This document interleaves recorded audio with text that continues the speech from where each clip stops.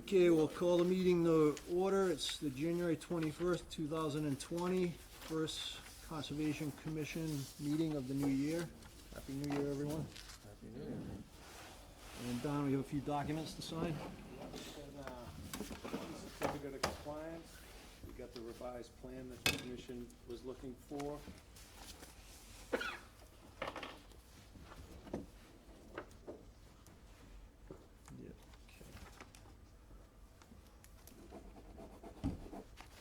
okay.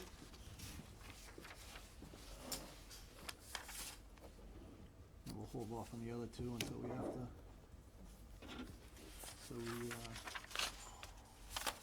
for the order of conditions, okay. Never mind. Yeah, we signed those at the last one. All right. Right, We yeah. just issued them. Yay. And they have a project change request, right, later on in the agenda? Yes. Okay. Okay, the draft minutes of November 5th, 2019, did everyone get a chance to look at those? Yep. Any comments? Can I get a motion to approve the minutes, please? So moved. And a second? Second. All in favor? Aye. Aye, and opposed? Okay. Sowerby 25 Stony Brook Road, this is a request for a 2-year extension permit for the order of conditions.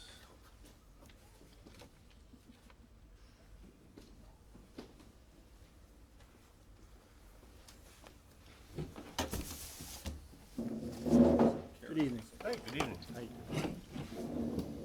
Julie Sowerby, new homeowner, Welcome to town. lot 3825. We're also here for project change. Julie's just purchased the property, December 31st. Okay. And we're here this evening. They have a slightly different house, highlighted in the orange. New type of septic system, like got smaller and lower. It's been approved by the Board of Health. Okay. Wetlands are in the back. We have a replication area in here that we're still monitoring. Scott Himes looking at that in the spring. Okay. Hay bales in the purple. Recharge was once another driveway, has been moved to here. Well has already been installed. Hay is already in to here. Driveway shaded in the green.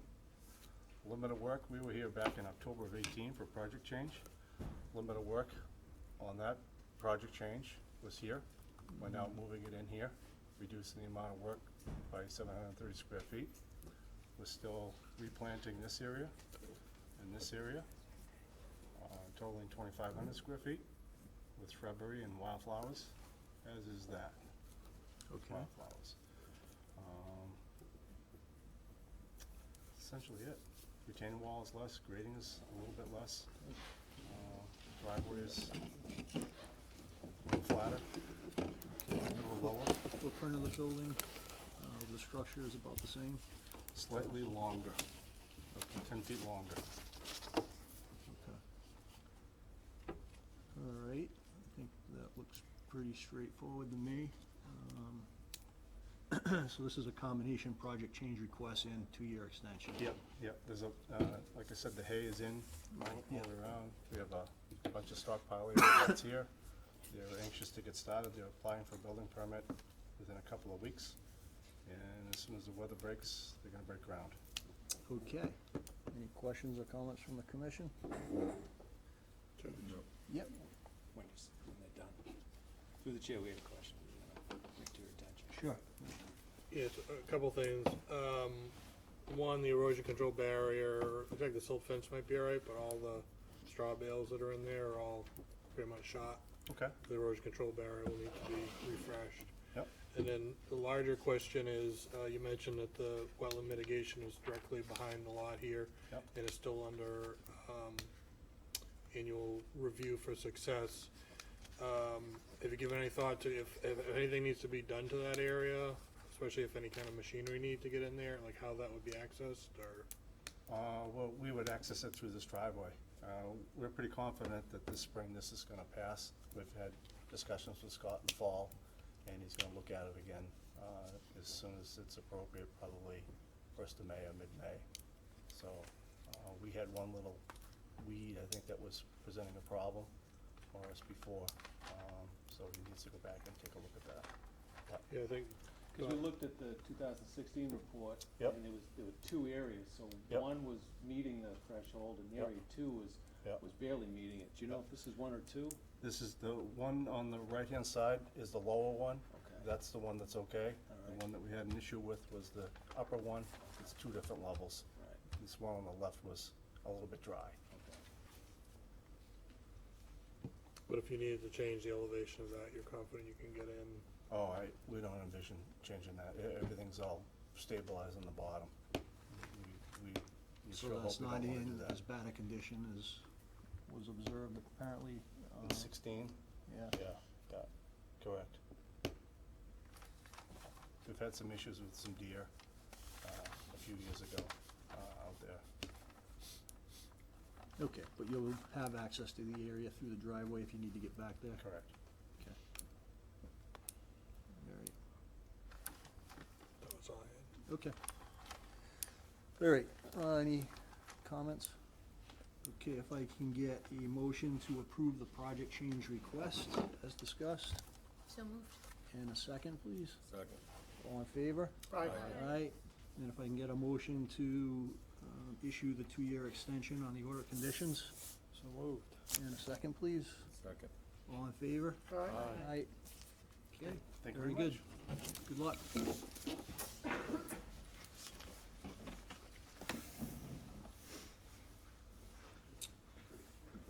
Okay. So Silva 38, Stony Brook Road. This is another request for a 2-year extension. I'm not sure. He's here, so bring up, Oh, because that's not what you. He's here, Tom? I'm not sure, but let me at least bring up his electronics. You won't do it.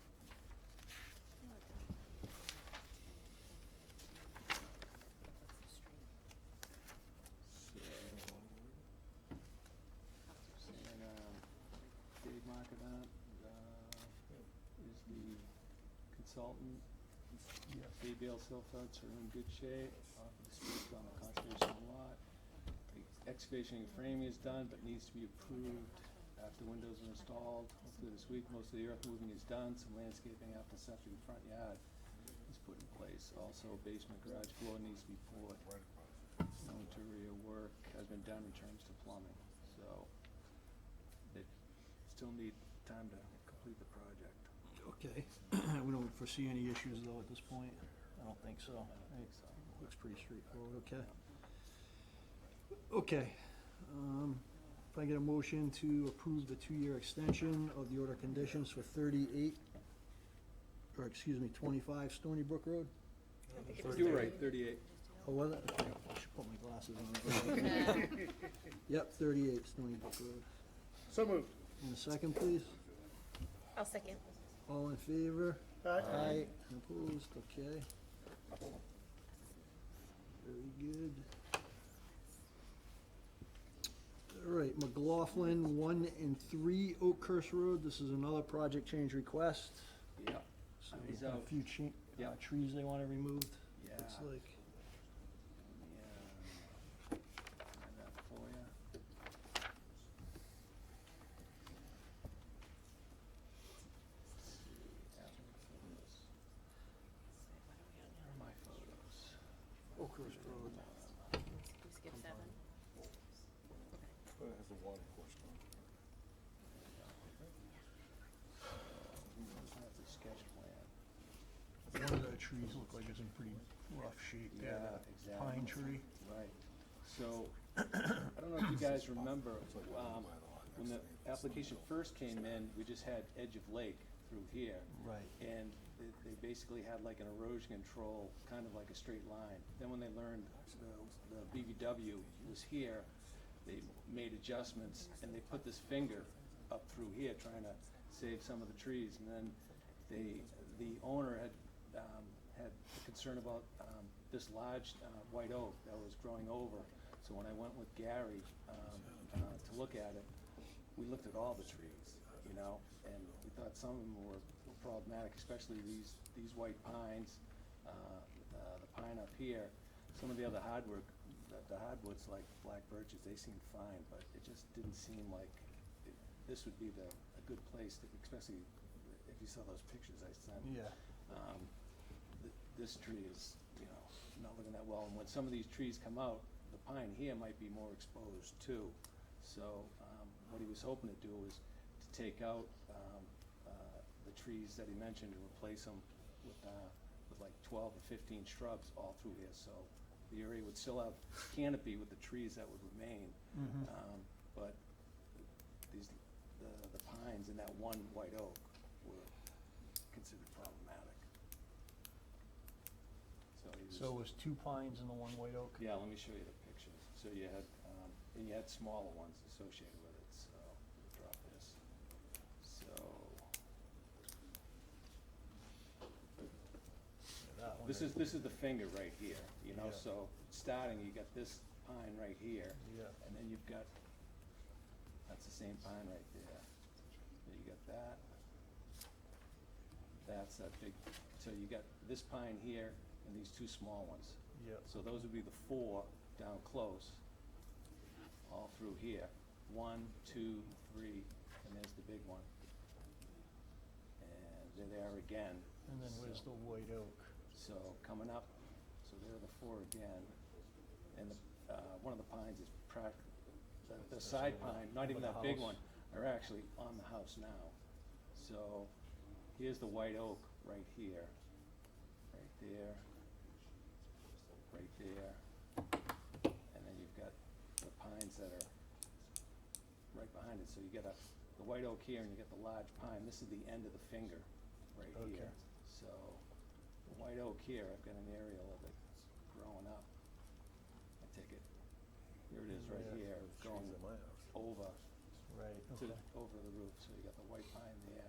And then it's these small, some of the black birches are he wants to keep, but it's anything that is the white pines, the small ones like that one. Yeah, the pines, yeah, These, I agree. most of them are saplings, you know, they're small, Yeah. but obviously they're gonna get problematic over time. This is the large one here, right at the end, Okay. so. All right, is everyone okay with that? All right. If I get a motion to approve the project change request as discussed, the removal of 1 white oak and a couple of white pine, So moved. and a second, please. I'll second. All in favor? Aye, opposed? Okay. And he'll work with you on I'll what send 'em type of up, yeah, shrubs that yeah, we can native put in there. shrubs, I'll give them Give 'em a the list. list, yeah, exactly. He'll try and spread them out evenly so they'll cover the area. Okay, thanks. Do we skip 7 on purpose? Oh, yeah. Number 7, Aho, 42 West Elm Street, request for a 1-year extension permit for the order of conditions. This is Yeah. another one, Donnie's got a few more things he needs to button up on the project. Yeah, exactly, but he's, you know, well along on the project, but needs a little more time. He thinks he's gonna wrap it up. Within a year. Before the summer hits? Yeah, and we should have this CR in place. Yeah, he's just asking right? for 1 year, so he doesn't think he needs that much. Okay. Yeah, I'm okay with that. Yeah, and the state has finalized all the draft CR, so we've got a final CR now that's gonna get ready for signatures, so I think his attorney should be moving forward with getting that done. Okay. All right, can I get a motion to approve the 1-year extension permit for the order of conditions for 42 West Elm? So moved. And a second? Second. All in favor? Aye. Aye, opposed? All right, thank you, Melissa. Okay. REC Hopkinton, 0 Chamberlain Street and 0 Wayland Road, this is a violation hearing.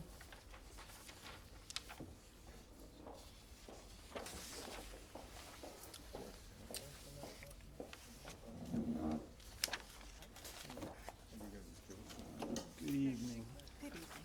Don, do you have a copy of the letter that was sent in here? Okay, I got it.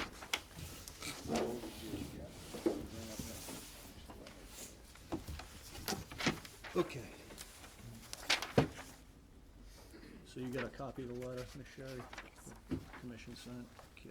Not the overview, that's just a, kind of a draft for you guys as a starting point. And if you guys finalize something, if the commission finalizes anything, we would write up whatever you guys determine. Got it, okay. All right, so at the last meeting, I think most of the commission was there. It was a violation, which was the removal of some trees from the buffer zone during the recently approved portion of the project on the Chamberlain side, or excuse me, on the Whalen side. There was some stormwater issues on the Chamberlain side. Don went through the violations, kind of tallied up what the total was, and the total that he calculated was $20,100. So that's the starting point for the commission to discuss. Just in past practice, we typically look to take 10 to 20% of the overall violation amount that's actually assessed.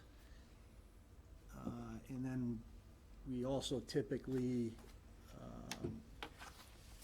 assess a portion of that 10 or 20% to be fined immediately, and then a portion of it to be held up in abeyance until the project's complete. And then if there's further violations on the property, then the commission has the ability to, that portion of the fine that's held in abeyance, to assess that at a later point in time if there is a violation. So, I'll just open it up to the commission to discuss,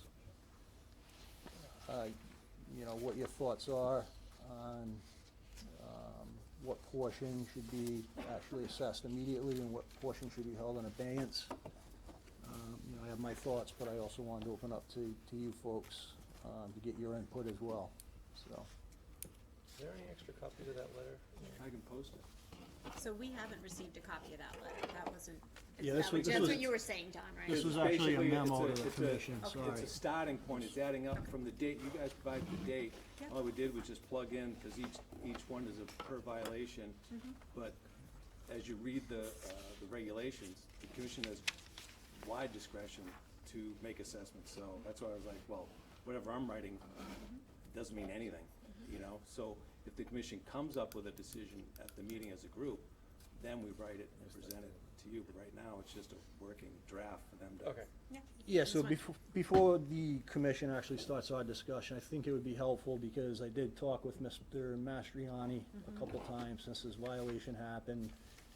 He apprised me of some of the steps you guys have taken since then to make sure it doesn't happen again. So I think it'd be helpful just to provide the commission with an overview of some of the, proactive things that you guys have done. Sure.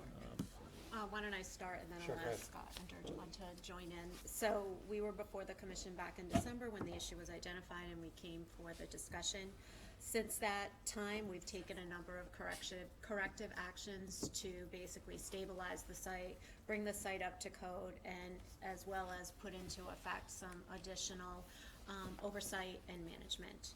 So from the oversight and management standpoint, we do have the SWIP inspectors in place, and that's with Goddard Consulting. Mark Arnold, he was here with us at the previous meeting. They're doing weekly site inspections and maintenance logs, publishing bi-weekly reports, which have been submitted since that time every couple weeks. They've gone directly to Mr. McAdam. Bowler, this is John Cusick from, you're probably familiar with them. They're more involved on a weekly basis to provide some additional support and oversight to the contractor and to the team. To date, we've done 2 site walkthroughs with conservation's agent as well as your peer review engineer to confirm that what we've done on the site, those corrective actions are adequate and are working in the right direction. From the site perspective, we've dealt with all the initial issues that were identified as far as the silt fence issues, repairs, expansion of, replacement, etc. And we've done quite a bit of work around the temporary basins on the Chamberlain side to deal with the issues there. So, and that's Scott, I don't know if you wanna add any more detail. This is just a schematic on the Chamberlain side to show where those basins are. So this is when you come in Chamberlain here. These are 3 different drainage basin areas that contribute as temporary stormwater management areas here, here, and here. We do have sized basins by Bowler's design, and the confirmation in the field that we have the volume required by design. We've looked at this in the field with your staff, and by and large, you know, we think we're in pretty good shape here. We're making some minor modifications to the outlet control spillway areas.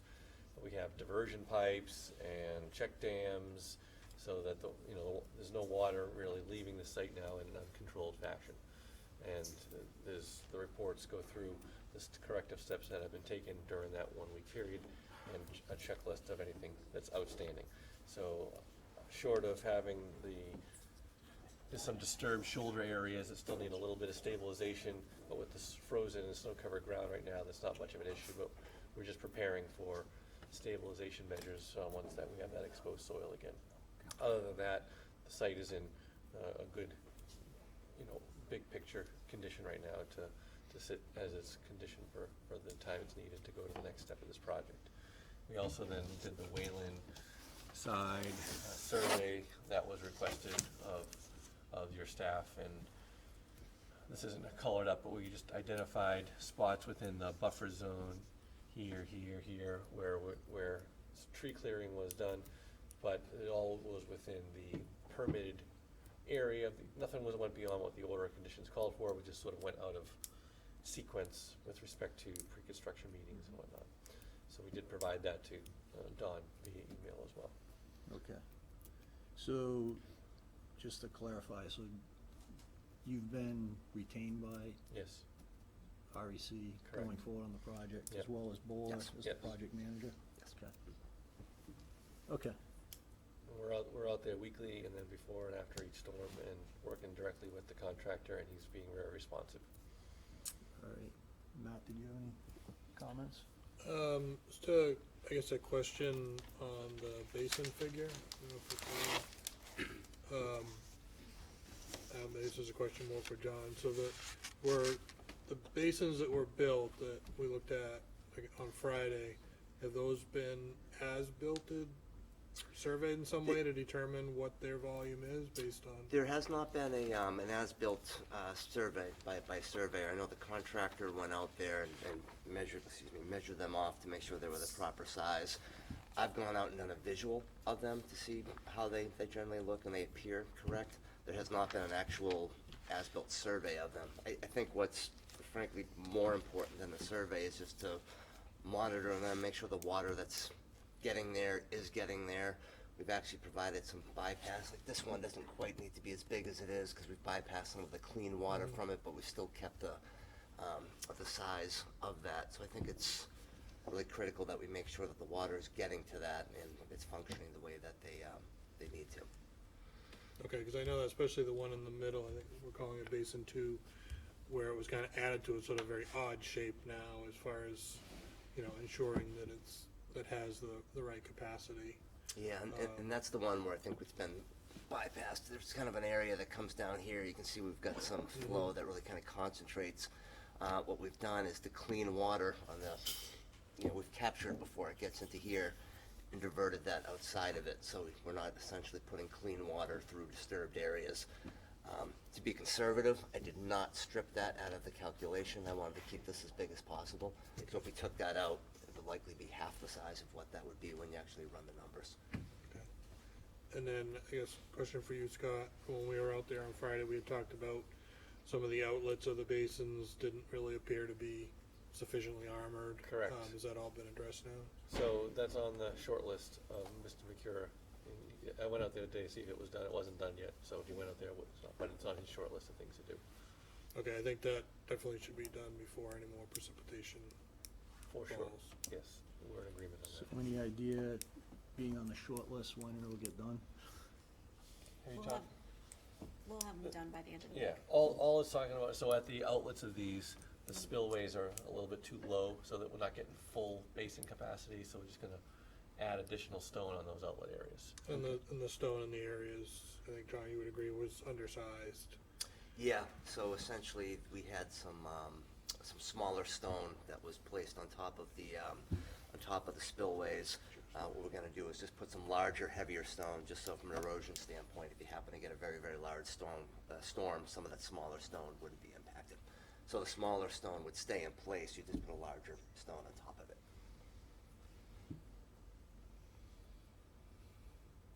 I'll confirm with him and make sure that it's done by Friday at the Yeah, latest. that picture's a good example right there.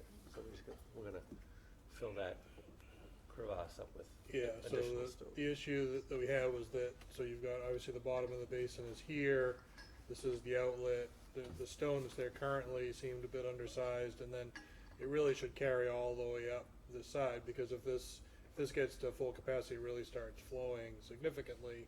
You know, the fact that if it gets behind this fabric here, or behind the stone at all, then all this is, you're just gonna lose the whole thing, so it's really critical, you know, this is the potential weak point kind of in the whole thing, so it's critical that get, you know, put together properly, and in all three of the basins, that was sort of the concern.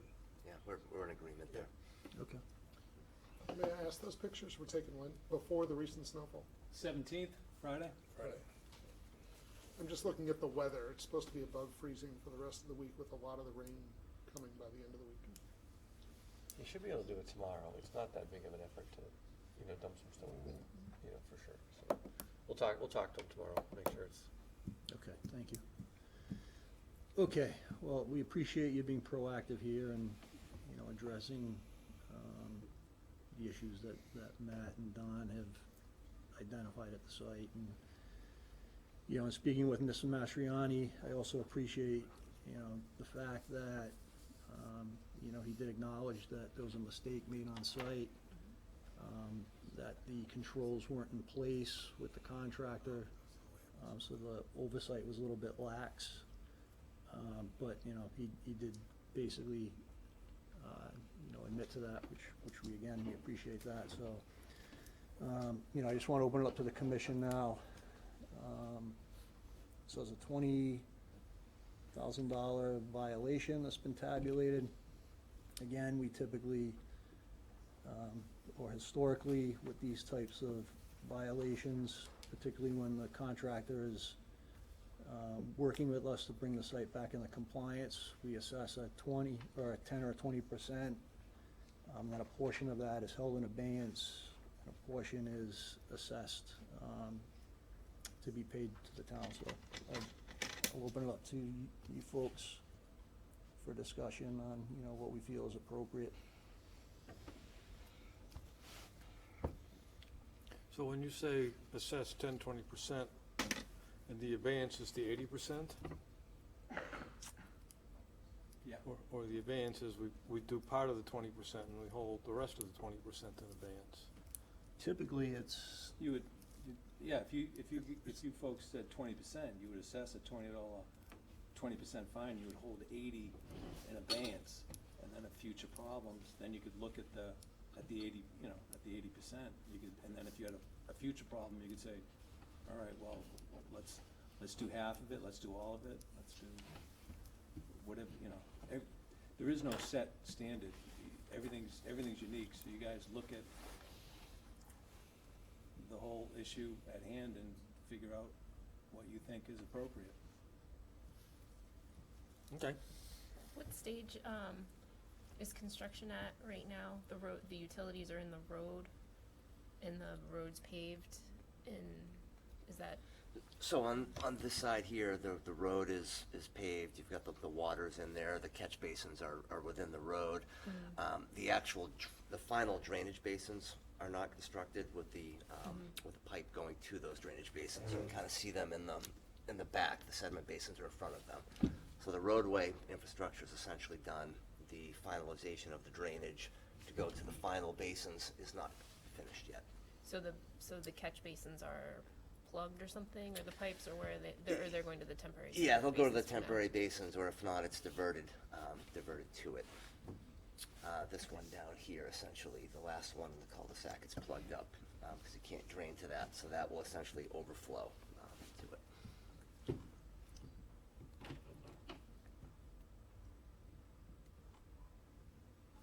So I'll just say, I found the violations upsetting.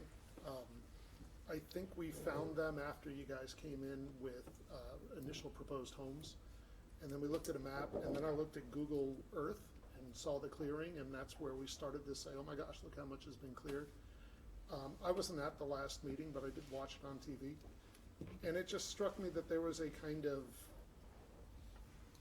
I don't know, I want to be careful with my words.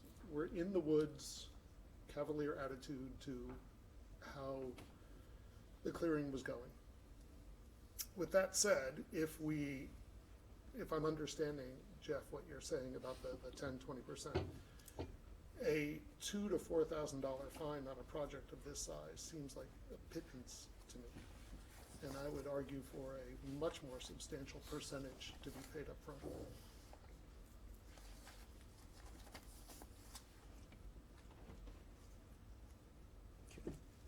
Anyone else? Is it fair to ask what the site contract value is? Ballpark, order of magnitude. I mean, Okay, I'll take a second. Outside of magnitude, I think it's more of, is it a deterrent or not from it happening again? And I don't think $2,000 is a deterrent from it happening again. Well, I would agree to that, but if you're holding 18,000, In advance. I guess my other question was, will Matt or Don take a site tour this week to see that the work that they're saying will be done is done? Yeah, certainly one of us can get out there. Yeah, if they notify us that the work's done, we can check on it. Yeah, and the other point I'll make too is, you know, if there are future violations at the site, then, you know, the percent that's being held in abeyance would be required to be paid, as well as what additional fines are assessed. So it wouldn't just be, you know, the ceiling wouldn't be the amount that's held in abeyance. There could be additional fines on top of that as well, so. So I just want to understand, so the 80% that's held in advance, if there are no more violations, what happens to that 80%? Typically, the commission would say, they would hold it until a certificate of compliance is issued, and if there was no problems, then they would revisit it to see if they want to dismiss it or assess it or Yeah. whatever. So it's kind of like just held in reserve. It's not going away, you know, Right, so typically what we've done. unless you guys voted to go away.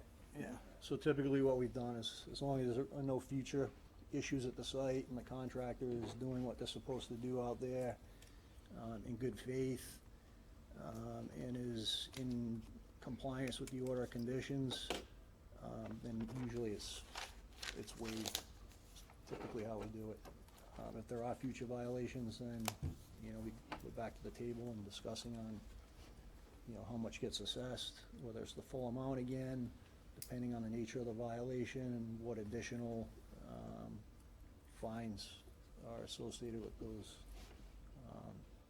additional violations. I think Ed raises a good point, that if you hold more in abeyance, it's leverage. I would also say $10,000 is a pretty good amount of leverage as well. $100 is terrible leverage.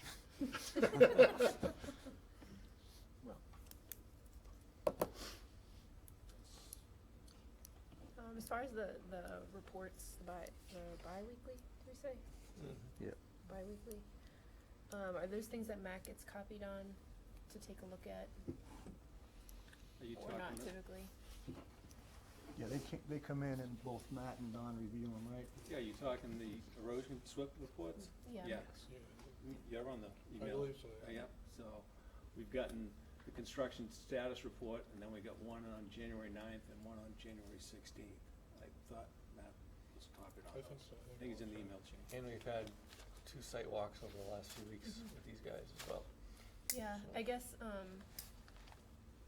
in addition to, you know, what goes on with the violation, amounts, having Matt, and Don have the ability, whether that's helping to be, you know, pay the bill or whatever, for them to go out every once in a while, or if we start to get concerned with what's seen in the reports, would make me feel a little more comfortable.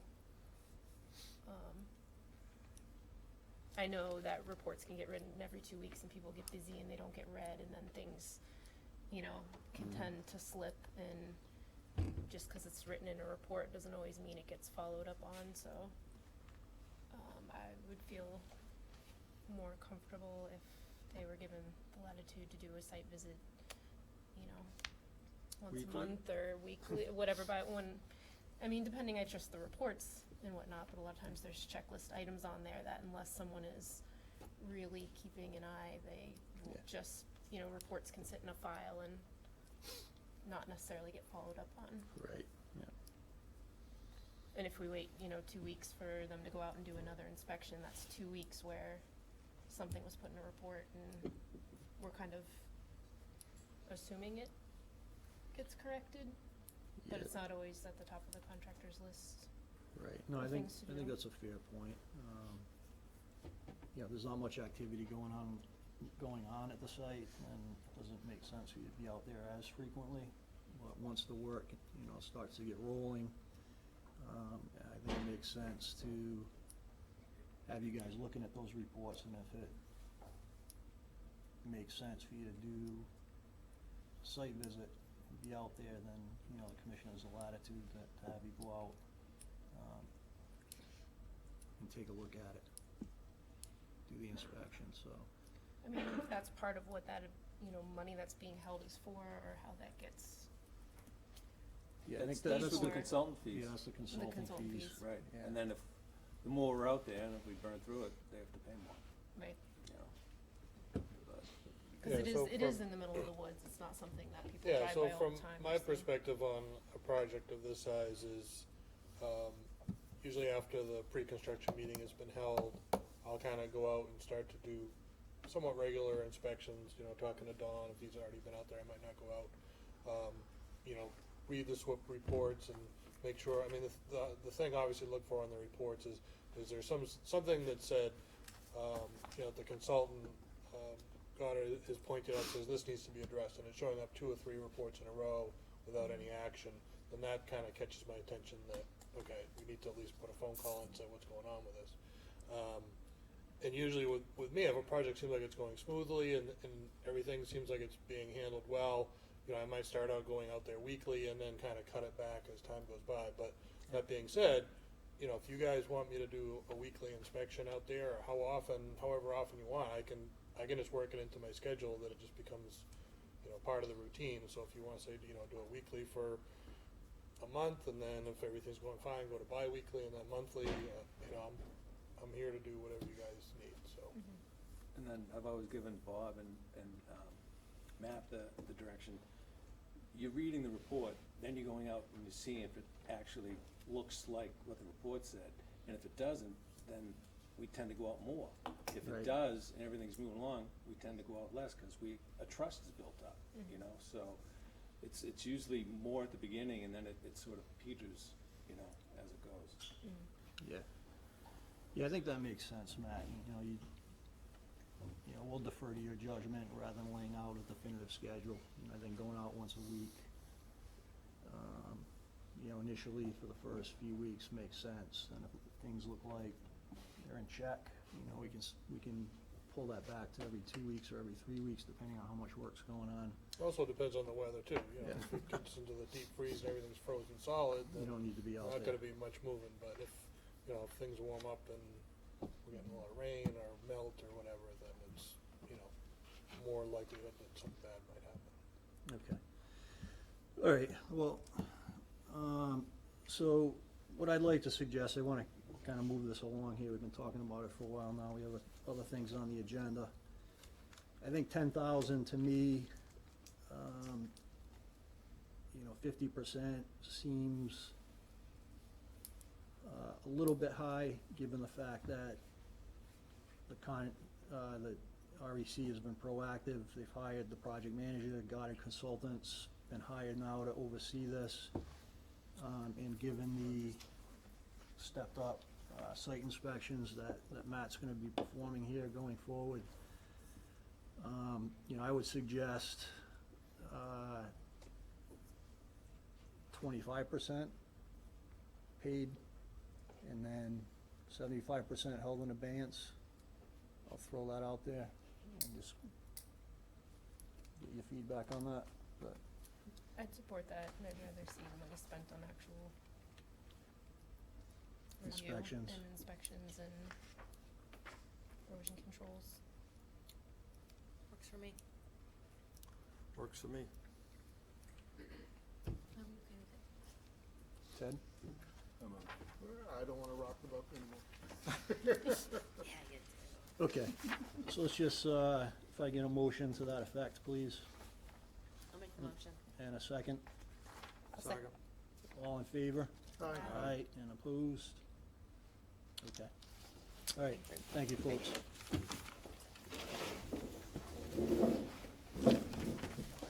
We do anticipate coming back to you with the amendment request too, as discussed shortly on this. Okay, very good, thank you.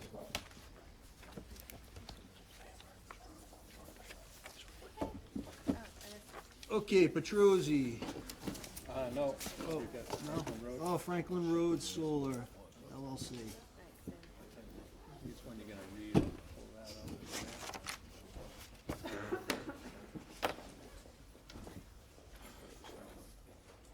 Mr. Petrozzi, we have one more Sorry, applicant. sorry. I went out of order, sorry. I apologize. Hopkinton Conservation Commission will hold a public hearing on Tuesday, January 21st, 2020 at 7:30 at the Hopkinton Senior Center, 28 Mayhew Street, to hear all persons interested in a notice of intent filed by Franklin Road Solar LLC for the installation of a ground-mounted solar facility with associated site work. The location is 0 Franklin Road, Assessors Map U7, Block 7, Lot 0, a portion of 71 Franklin Road, Assessors Map R9, Block 5, Lot 0, and a portion of rear Franklin Road, Assessors Map R9, Block 4, Lot 0.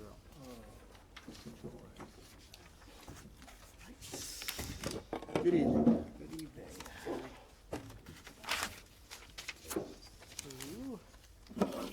Some paper copies of the aerial photo that's gonna Yeah, so, go up on the board. You guys-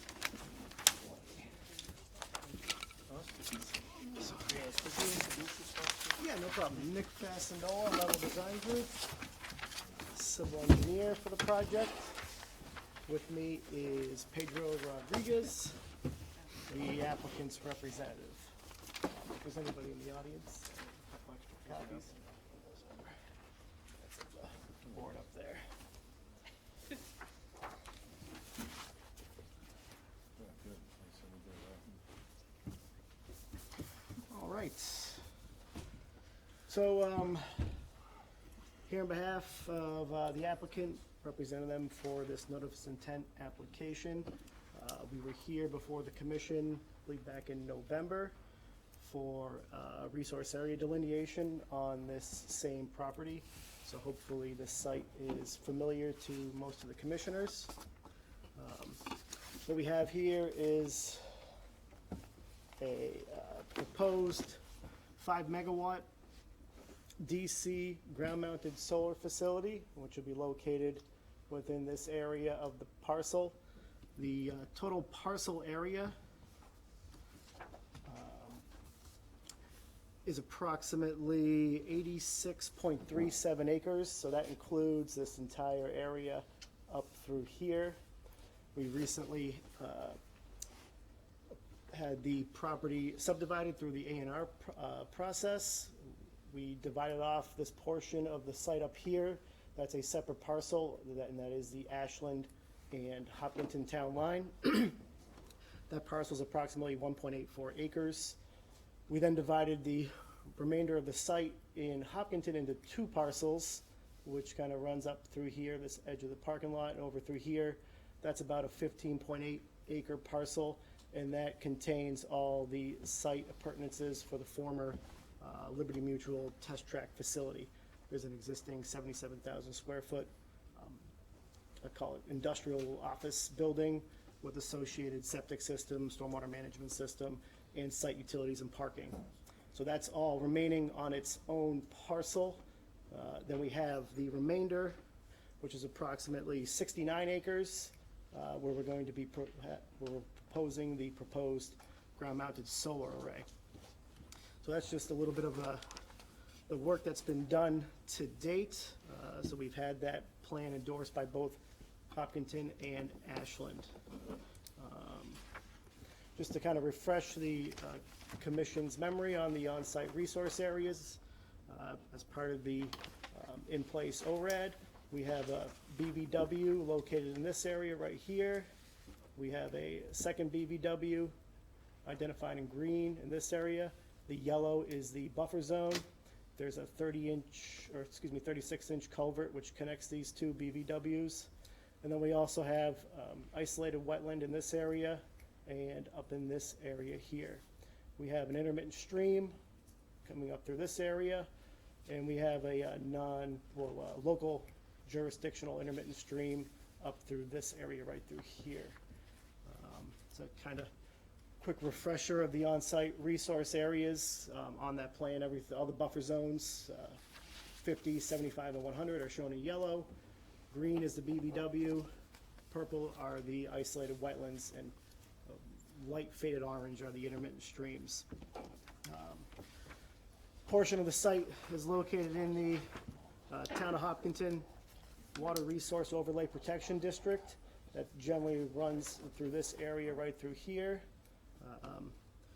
The property is not located in any of the following areas: natural heritage, endangered species areas, or estimated areas of priority habitats, areas of environmental concern. We're not located in any of those. There's no FEMA flood hazard zones within the site. We're not located in any wellhead protection areas, zone 1 or 2. We're not located in any surface water protection areas, zones A, B, and C. And that pretty much describes what we're not located in. As far as overall site topography and ground cover conditions, the existing site in this area right through here, there's a paved portion of the existing, what they call the test track from the former Liberty Mutual facility. That's a large paved area where automobile testing, I believe, occurred.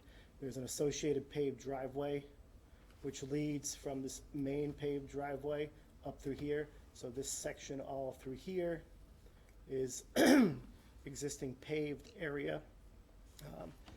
Site grades throughout the site, a majority of the parcel, this area right through here drains towards this BVW. There's a small little section kind of up through here which drains down towards this isolated vegetated wetland.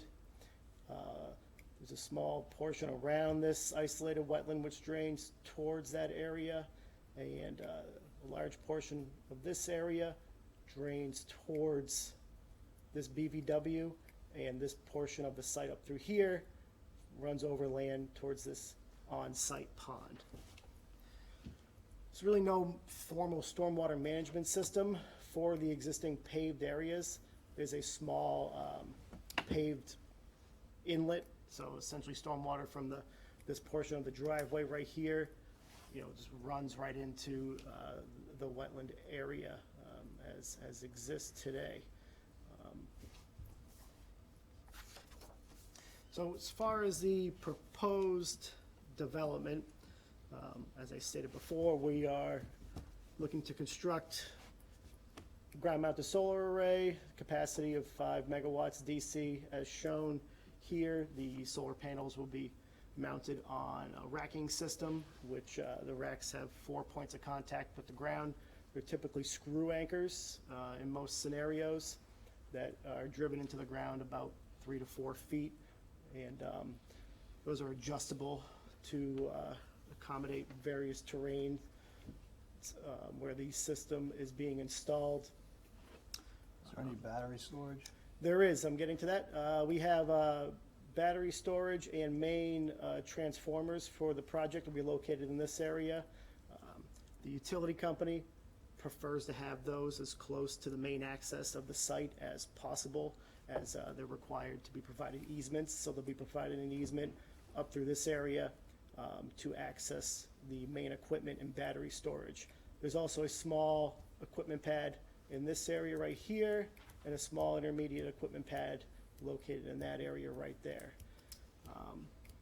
Power generated from the site, the utility is going to install a series of poles abutting the existing driveway up through this area right here that will connect to the existing utility infrastructure within Franklin Road.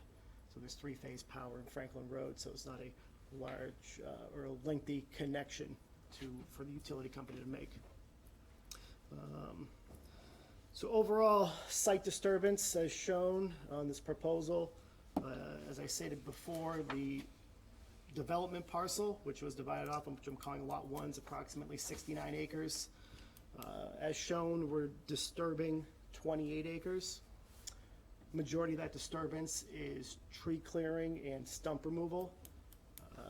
We're not looking to do any major site grading or cuts within the proposed array. Majority of the grading will occur for the driveway that's going to be installed or as proposed around the perimeter of the site, and grading associated with the proposed 5 stormwater basins. We have one here, there's one located in there, one there, one here, and 1, 2, 3, 4, and one in that area. Oh, sorry, one down here, fifth basin.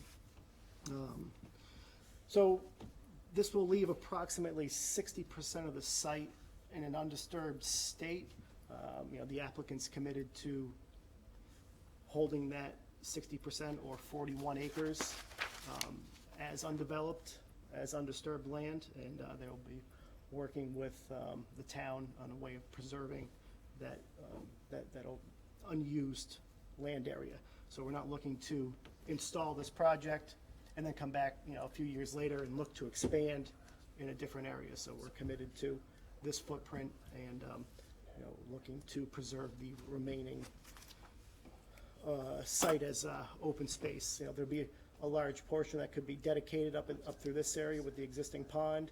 There's also a large area around this existing BBW up front, which we could also dedicate as undeveloped open space. So as part of the development, we're looking to remove approximately 12,000 square feet of this existing paved area.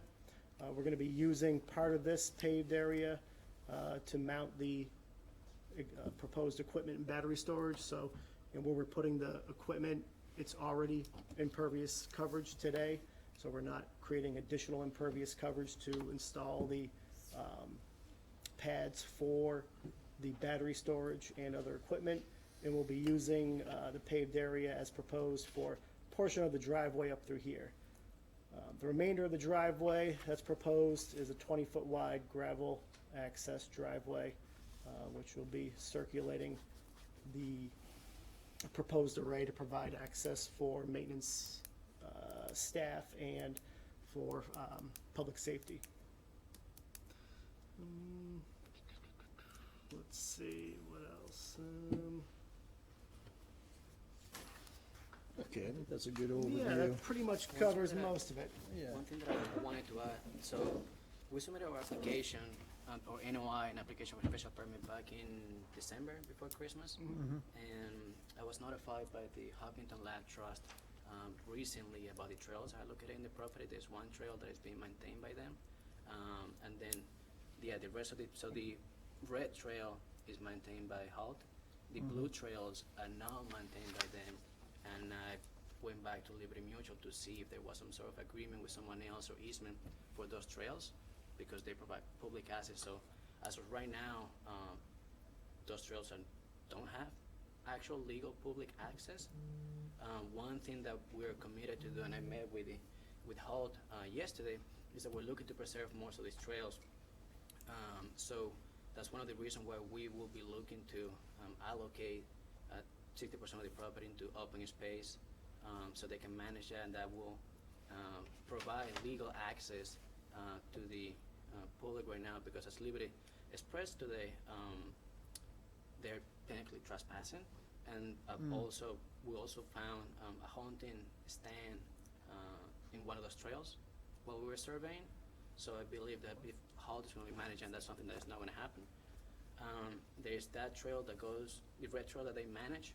Something that we're going to be doing is that we're going to be looking at the design of the array right now to see how we can preserve that trail, maybe minimizing the size of the array a little. The other blue trail that kind of divides the property into half, we are in talks right now with Eversource for the gas easements that they have. As of right now, we are going to be enclosing the entire project with one fence. One thing that we're looking with them is to see if we can fence the north portion and the south portion, so that will maintain the trail that goes to the property. So again, I was notified of these trails after we submitted the application. So now we're going to be looking into how to look at the project again in talks with HALT, how to preserve it the best way possible, so we Okay. can ensure access to the public. So they're, a portion of their trails on the property, but technically they don't have access to that portion. Yeah, exactly. And even the HALT trail is being maintained by them, but there's no Right, easement or no. that's the one I meant, yeah, Yeah. the Halt Trail. Mhm. Okay. And I'm sure, I don't know if you guys know, but in the in our introduction with the planning board, we mentioned that we're going to be buying Liberty Mutual's building. We're going to be managing that building. So it's not just a solar project. We're going to be owning and managing the entire property. And the portion of the building, the land or the building parcel that is not being used, we also don't have any intention of expanding it. And that's also going to be allocated to the open space. Okay. All right, that's good information to have, thank you. All right, so you got the memo from Lucas? Yes, we did. Okay, so there's some housekeeping type things that need to be looked at. I don't think we need to go through all of them tonight, but a couple jumped out at me. So one of the comments was the road around the perimeter of the array. Yes. Does that need to actually go around the entire perimeter, and does it have to be 20 feet wide, I guess is the question. So, once we received the letter, Pedro and I did have some discussions about that, and we've reached out to the fire department to have a meeting with them. We still haven't had that meeting, but to discuss what's the minimum access they'd be looking for within the site. So, Pedro and I have discussed, if there's a possibility of essentially removing this portion of the driveway up through here, and possibly this portion down here. So we would have a driveway that comes in, up and around, down and around, and then down to this point and do some type of turnaround. Okay. We feel that, that would remove a large portion of the driveway, which, it's not all in the buffer zone, but it does dip in and out of the buffer zone. It is the closest portion of the driveway. A large portion of that does go, as you can see, it goes right around the buffer zone of that intermittent stream. So that's the request we're gonna make to the fire department, and we'll discuss reducing the width. I mean, we could go down to 16 to 18 feet if it's acceptable to the fire department as far as access goes. Okay. Because these guys, they just typically drive, pickup trucks through there, every couple weeks, Right, yeah. for landscape maintenance, or if they have to replace a panel, so they don't need large equipment to get in there. So it's basically going to be whatever the fire department needs for access to the site. Okay. All right, because, all the panels, it seems to me, are outside the 100-foot buffer zone, so we appreciate that. There's portions of the road, that are Yep. extending into the buffer zone, so we want to try to minimize that. Okay, so that's good. And I guess the second comment that jumped out at me was the portion of the site that's paved where there are panels. It just seems to me that it would make sense to remove the pavement rather than leaving it there, Okay. just from stormwater issues and surface water infiltration benefits. So I think that if you guys can take a look at that. I understand, you know, where the battery storage is going and the utilities and transformers, you know, that's fine, you can leave the pavement in there. Okay. I think, you know, based on the amount of clearing that's gonna go on, I think, to Matt's point, we would wanna have a, habitat, evaluation,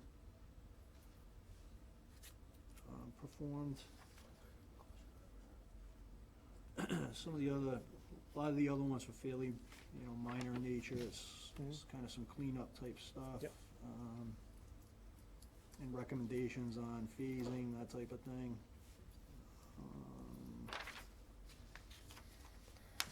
And I think the alternatives analysis, that was another one, that was another recommendation from Lucas, and I believe we required that for the other sites as Yeah. well. So I think that's something that we're gonna need. I think those were the major ones from my perspective. Matt, do you have any other? No, I think you probably hit kind of the bigger ones. I mean, there's quite a bit of stuff here. A lot of it is just kind of basic cleanup stuff. But I presume you guys will do a formal response to. Correct, yeah, our goal is, we're meeting with the planning board next week for our first hearing for stormwater and site plan special permit, so we want to get everybody's initial comments in, and we're going to be doing some additional test pits on site for stormwater purposes, and we have some cleanup items to do for stormwater comments, and like I said, if we do eliminate some of the driveways and reconfigure, we'll be modifying the reports to, you know, correspond with that type of modification, so we'll be looking to address all this stuff in writing, hit all the comments from both boards. And Beta had some provide- comments too as well. Yeah, provide one. Yeah, so the buffer zone change. disturbance, typically what we look for, you know, if the commission is looking to allow disturbance in the buffer zone is for mitigation.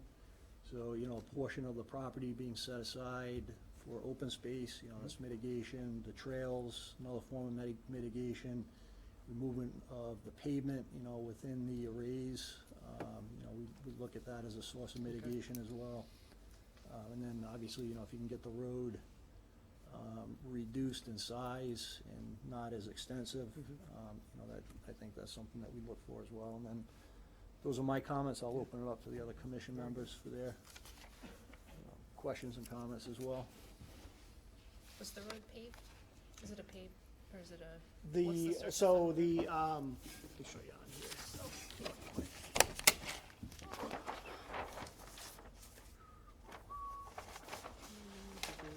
This pretty much shows all the pavement. So this is the property line up through here. So this is an existing driveway. So we're gonna be utilizing this existing paved driveway, which brings us up to essentially the start of the solar array property. And this is what is paved right now. We're looking to remove. Yeah, I was wondering about the proposed road that goes all Oh, around. no, that's gonna be Is gravel. that gravel? Okay. Yeah. Yeah, so this, I mean, as designed, but we'll look into removing more of this pavement up through here. This was all gonna be remain as pavement, and this is all gonna be gravel driveway in this darker hatched area up through here.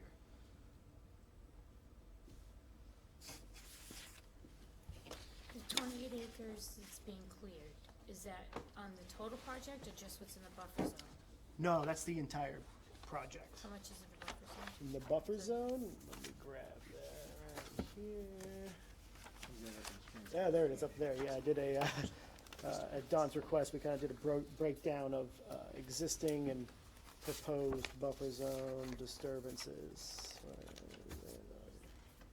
Okay, oh yeah, it's up there.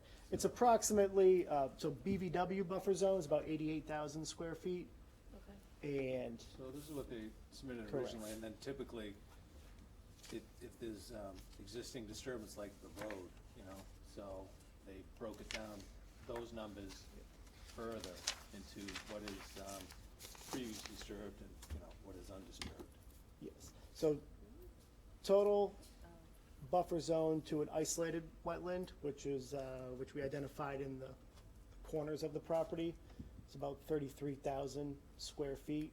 And then total buffer zone disturbance within, or work within the buffer zone is about 89,000 square feet to the BVW from the buffer zone to the BVW. So for this number right here, so of that 33,000, there's approximately, 8,288 square feet of existing buffer zone disturbance.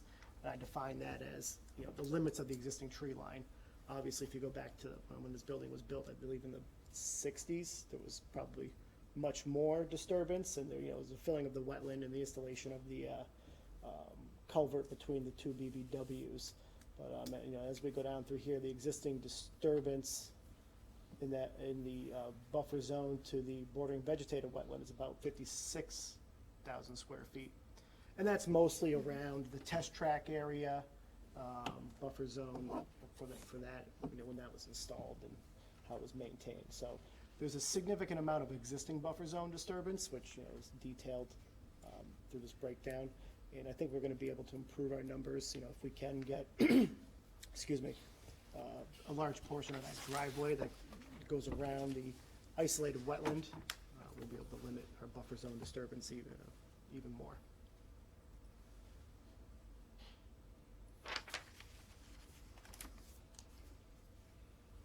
I have a question. Is there anything other than your preference stopping you from developing the rest of it? Like, it just seems like there's so much property. I'm wondering why you're all squeezing it there. You mean, I'm sorry, I is think it she's asking, why are you not developing this? I think is what she's asking. Is that a question? So, I'm just out, yeah. well, one thing is that this is pretty much the size of the project where the project become financially feasible. So we could go even larger to make more money, but there's really no point. And of all the projects that I've developed in Seaworth, I'm committed to donate a portion of open space. So I want to maintain the 60%.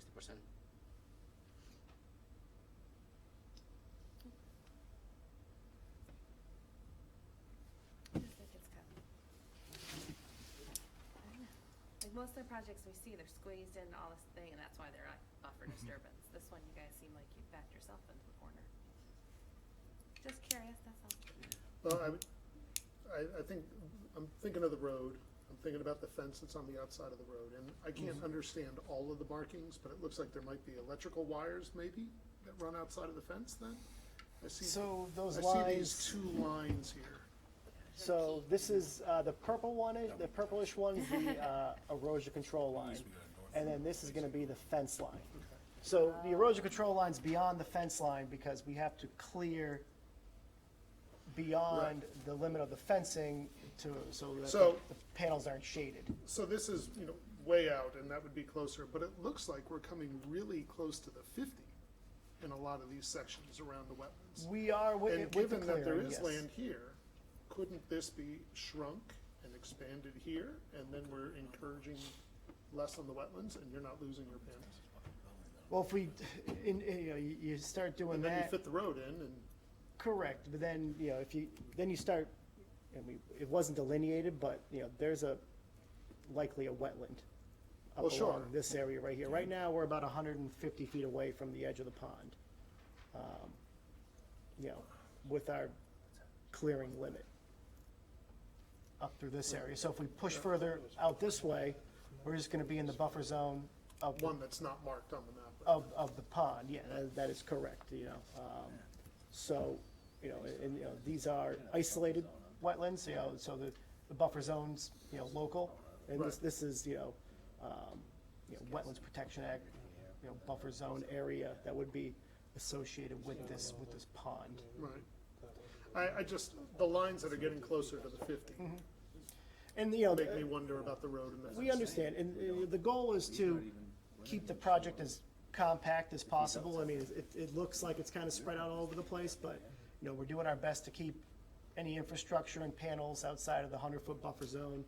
And, this will allow us to keep a larger contiguous parcel to be, left in open space around the pond, because there are valuable trails, walking trails that do exist around the pond. So that was the goal of keeping everything located in this area. Of course, those trails get a lot less valuable when you're looking at a bunch of solar panels 20 feet through the trees. That's I true. mean, it's still nice to have a trail, but Yeah, it's true, but like, the goal over here is that, like I said, like Liberty Mutual was not aware of this, and they were right. actually, And they don't have any rights to it anyway. So I like that you're offering. I mean, I just, in truth, the word valuable in the valuable trails. Well, I believe that, I believe the abutters would find those trails valuable, who use those trails on, to walk their dogs, and, wouldn't have proper access where they're not technically trespassing anymore, would be of value to them. Apparently hunting. Yeah, and hunting. yeah, I mean, so hopefully we'll see. Is it just, I ran into a hunter when I was out there. Oh, did you? Yes. so a couple, Stay just a couple points here. So this, resource area wasn't flagged, Near the pond? the pond Correct, itself as and any part of the, wetlands the associated. ANRAD. Pardon me? As part of our ANRAD, that was not part of the scope of the ANRAD. Okay. My sense is because the arrays are getting fairly close to that area, and to Matt's point, I think that's something that we probably should get identified as part of the project. Mhm. So that's one thing. The second question I had for you is this paved area for the existing Liberty Mutual facility where there's parking, is there the ability to utilize the carport type arrays in the parking area over here, to replace some of these areas of the array where we're, getting close to the buffer zones? I guess would be the question. Well, I think, Yeah, so we looked into the carport, the north portion of this building over here is not feasible for carport because of shading. Okay. So the portion that we will be utilizing will be like over here. Mm-hmm. But the amount of square footage that you need to put solar into a carport is a lot less than ground mount. So we'll be, what it means is that we will be locating more panel, we're only gonna be reducing the solar array by like this square over here, or maybe less, just by allocating carport over here. Okay. All right, so that would be something to include in your alternatives analysis for us, so that we can take a look at that. So those And were the, if they do the wetlands delineation around the pond, we can see if there is some shifting available to get away from the northwest corner. right, yeah, that's a good point. Okay. All right, sorry to interrupt. Were there any other questions or comments from the commission? I'll just make my usual comment that I think cutting down woodlands to put up solar panels is not a particularly viable approach, in my humble opinion. And getting into buffer zones is the thing I have a problem with. Okay. All right, questions or comments from the audience at this point? Still early in the project, but, yes, sir. Can we just get your name and address, please? I'm Maury Gasser, 28 South Mill Street. I'm president of HALT.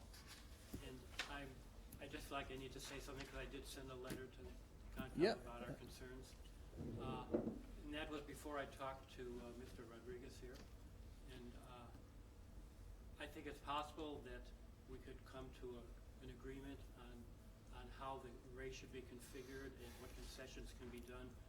What wasn't mentioned here was some planting of screening between the array and the trail, so it might be less visible. I was disturbed with the comment about move the array closer to the pond. We want to preserve as much contiguous open space in a solid block as possible, because the woods experience of walking in a trail is already going to be compromised. We can't avoid that, but we're trying to minimize that. So I'm hopeful that we can come to an agreement. Okay. Thank you. Any other questions or comments from the audience? Yes, ma'am? Yep. Janet Manso, 67 Franklin Road. So when all the trees come down, how much does that affect, like, the water flow that'll come down to our property? Because all those trees won't be sucking up the water anymore. We already have an issue with having, sump pumps and all. So if we, so you're on, get the map. You're on this area through here, or Yeah, to the left of that. right here? Yeah, right there. Well, So- we're kind of like, it's all a hill. Okay. So I just get concerned. Okay. All the trees gone, So are you, where's that water? this property here, or the Yeah, that's- one further Yeah, down? right there. Right here? On the left, yep. Okay. Not the one in the back, but the one to the street, right in front of the street. So, based on the way the existing topography goes, there's a small portion, which essentially is running, of this site, which is running towards your property. So when I did my stormwater analysis, I specifically looked at, this, what's going towards, your property line, just so we can make sure that we're identifying if there's any concerns and how much water is running off towards your property. So, we are proposing a stormwater basin in this area right through here to collect any of the stormwater runoff that's coming from this small cleared area up through here. But, the cleared area that's going to be draining towards your property is gonna be minimal up through this area. So we're gonna have this small cleared area and the gravel driveway. So what we have is a graded gravel swale, which is starting in this area.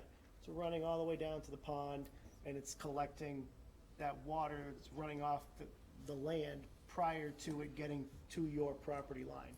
So What about down further toward the street, like, we have two wetlands right now. down right through here, well, there is a wetland, which, so we identify the wetland in this area right through here, based on, current town and GIS mapping, that wetland does appear to extend out through this area, so, there's no question that part of your yard is wet, it is an identified wetland.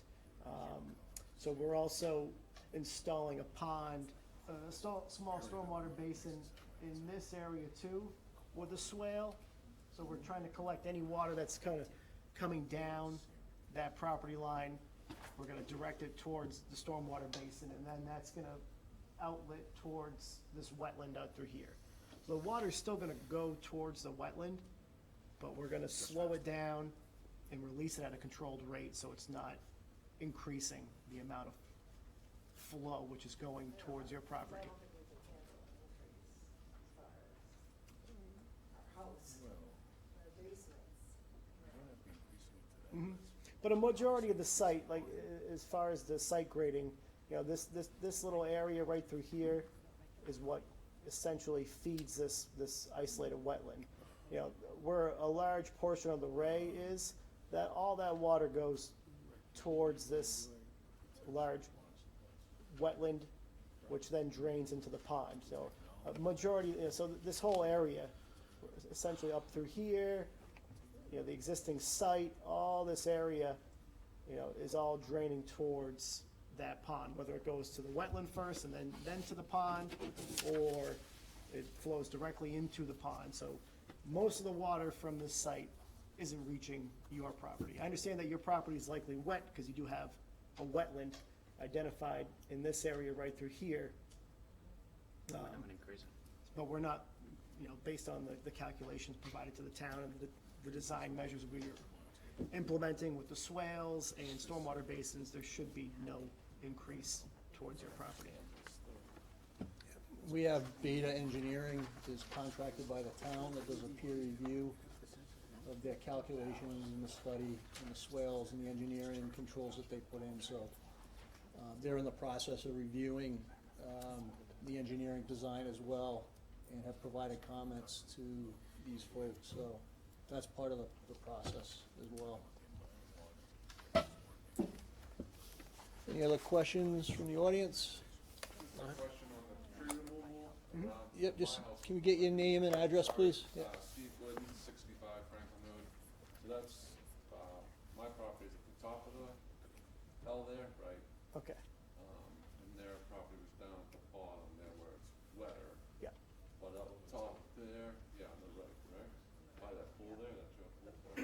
Yeah. Yeah, so theirs is down there. Oh, So okay. that is really wet, and I would assume that by taking all those trees down, we just got more water go in that direction.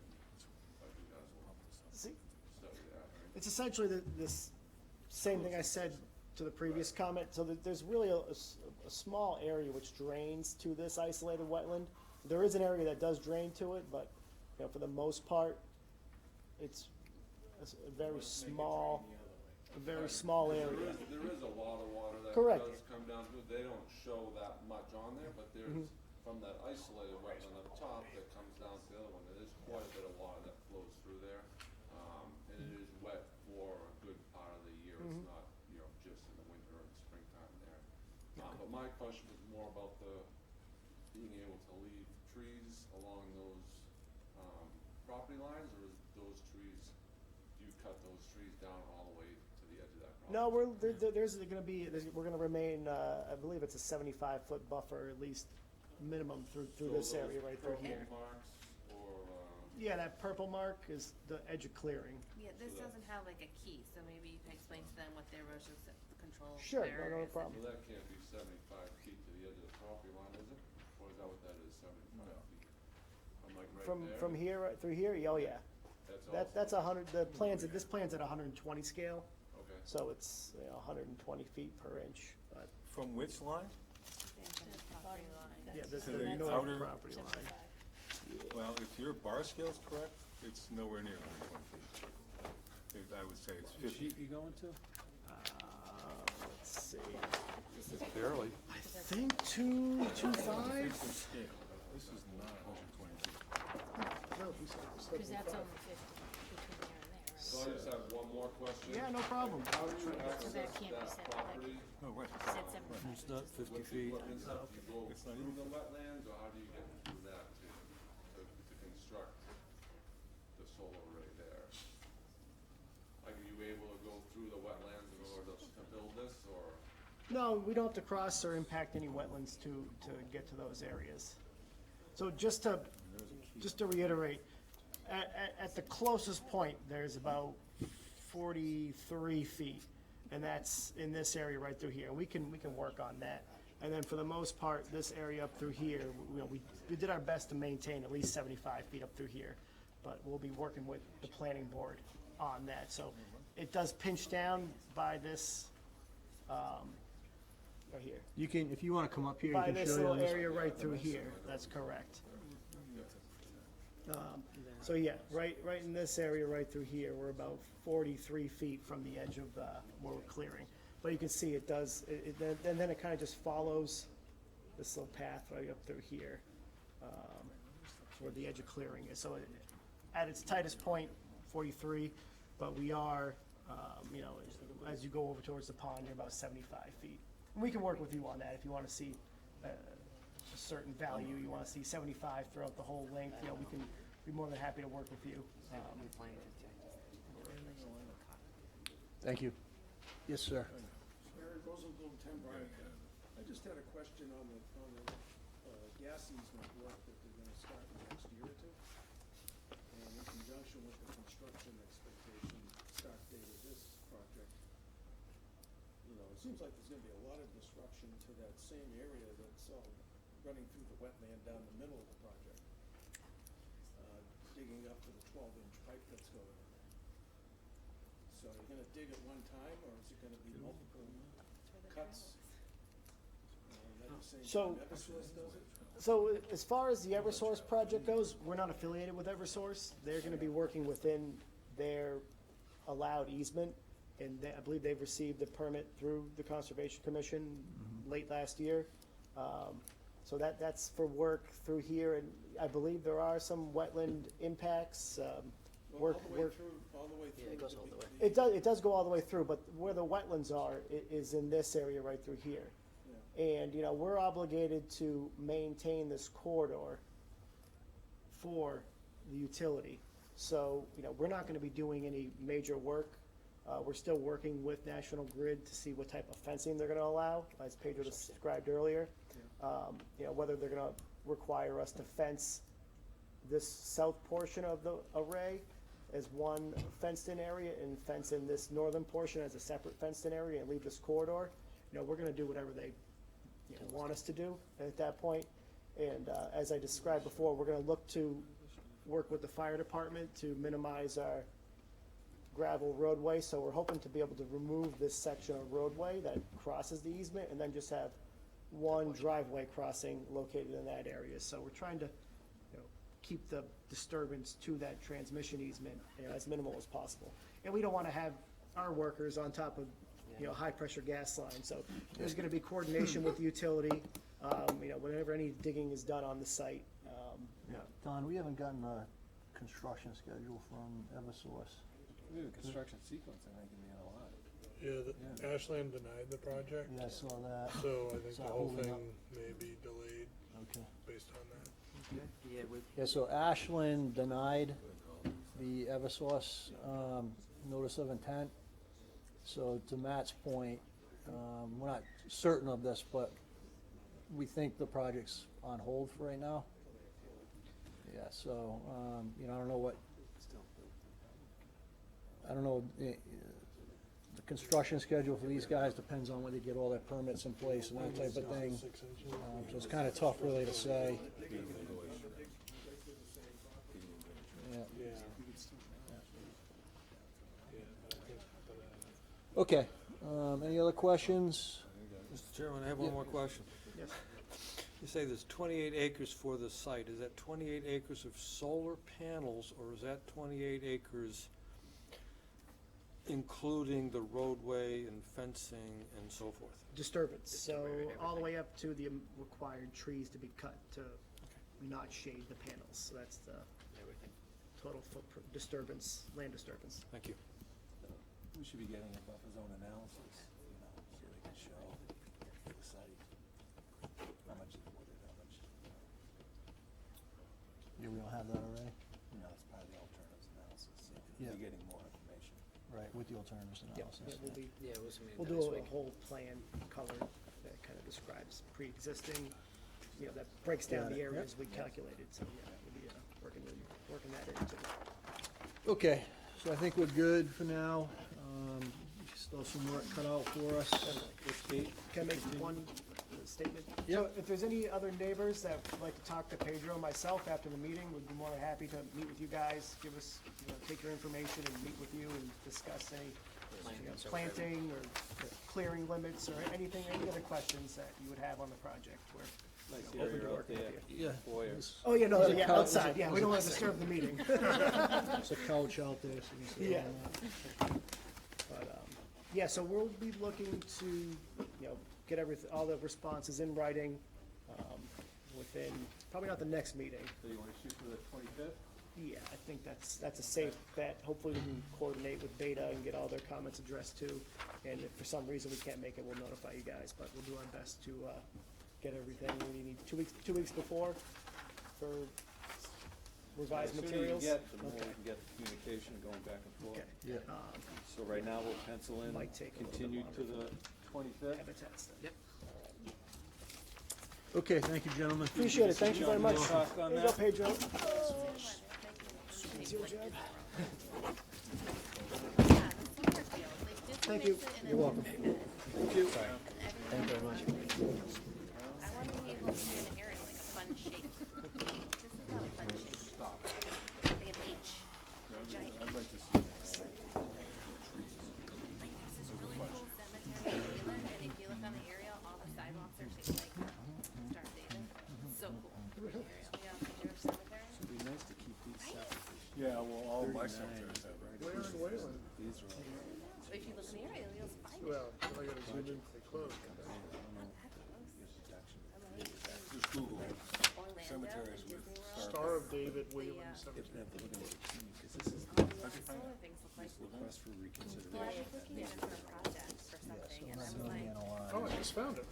Just How'd you- Do you think it's any coincidence that every single one of those files, whatever, just kind of keeps separate? Yeah, no, there must be something that if you go over five, something half the solar Just field flew over has the like a town heart and shape. everything. Oh, Yeah. look, Wow.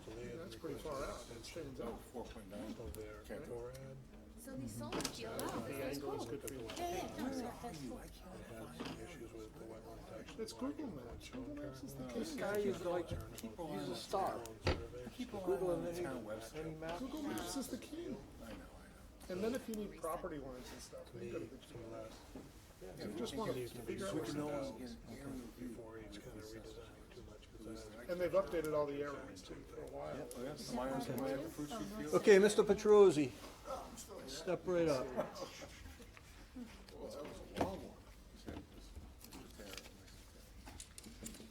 Big project. Guess so. So, tonight, I don't know if you wanna open the hearings or not, but, since I was last here with the commission, we've had several, discussions with the town, regarding this property and the existing, current state of affairs with regards to litigation. And during the last conversation that we had, there was some discussion about how to resolve the flooding problem on our property and still allow us to develop some of the property that we had. So originally, this is the proposal that's currently in front of the commission, which is 4 lots, construction of Buckland Street. And as part of our mitigation or settlement with the town, we would propose to drain this water through a pipe system out to Pleasant Street, which would solve the problem of the water that's being dumped on our property now to not further flood down gradient. So that was the first alternative that we suggested.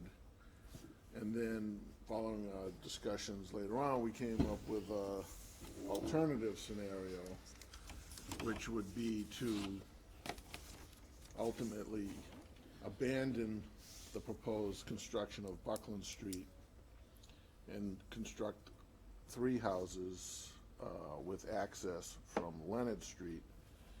And what would essentially happen, the water would still be gathered up in this ponding area that's currently there and piped to another basin adjacent to the first lot, and then piped out to the existing drainage on Pleasant Street. This felt was we would push any of the buildings that would be outside the 50-foot buffer area, and would eliminate the need for constructing this roadway and this detention basin that is proposed under this scenario. So, and we're here tonight to basically get some feedback from the commission to see if we can proceed with, we're more than happy to develop the 3 lots as we talked about at the last conversation, and resolve our differences with the town relative to the drainage that's going onto the property. Okay, and just for the benefit of the audience that may be watching from home, this is an overview of the entire project we're looking at here that includes all 6 of the filings that Mr. Petrozzi has before us now.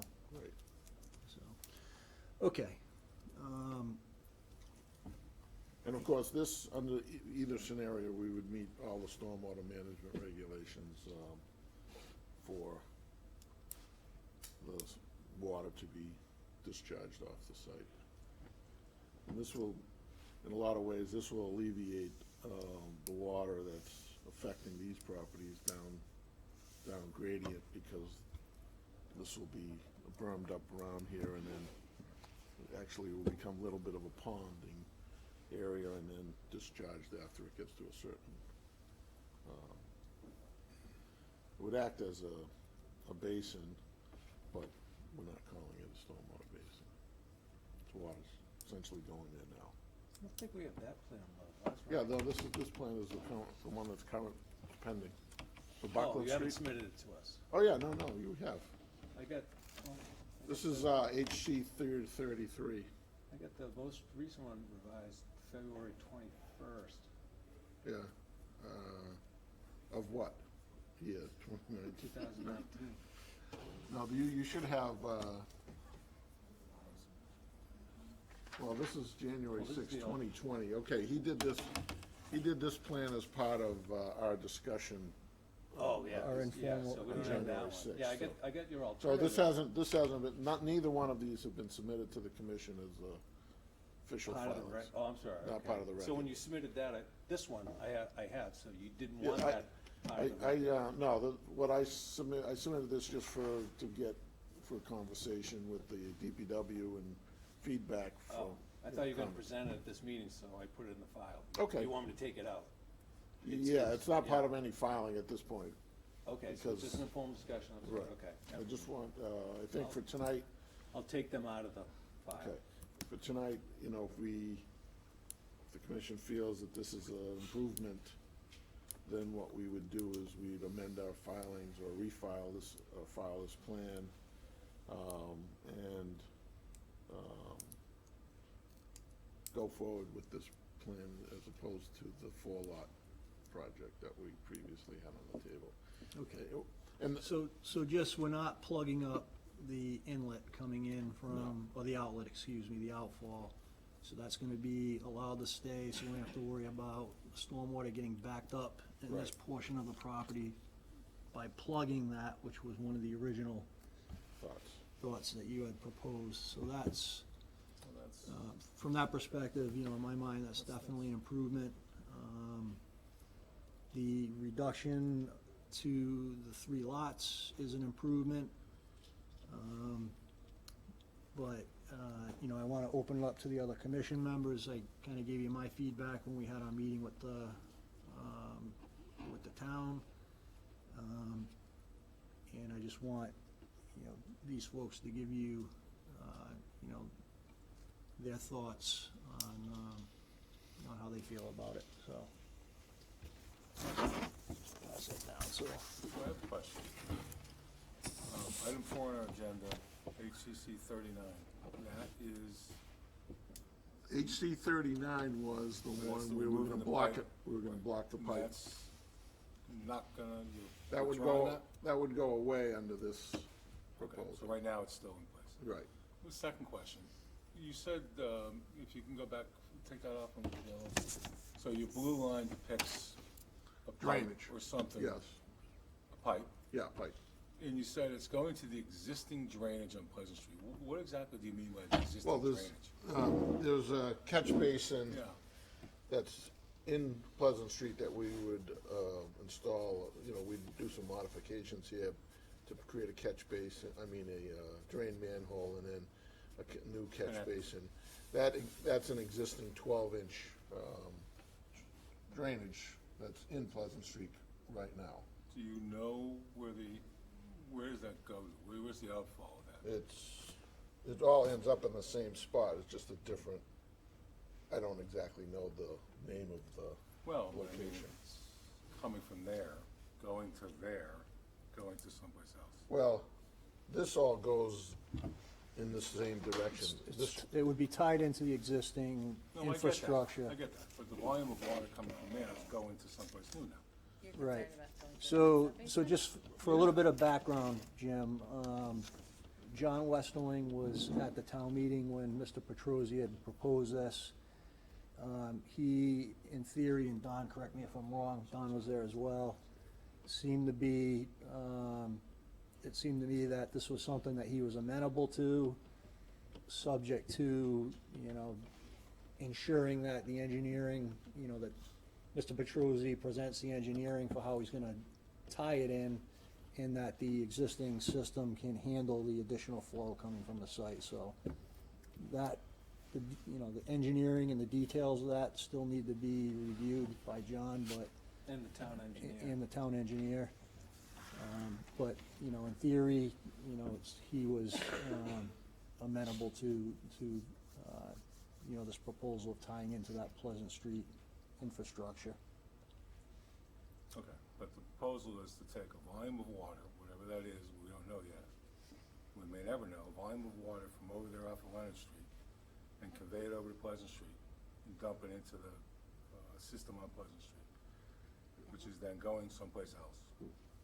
It might be going to, it might be It, on the same it subbasin. ends up in the same spot, it's just going there through a pipe this way instead of overland this way. So this It's goes not going down. overland at all now.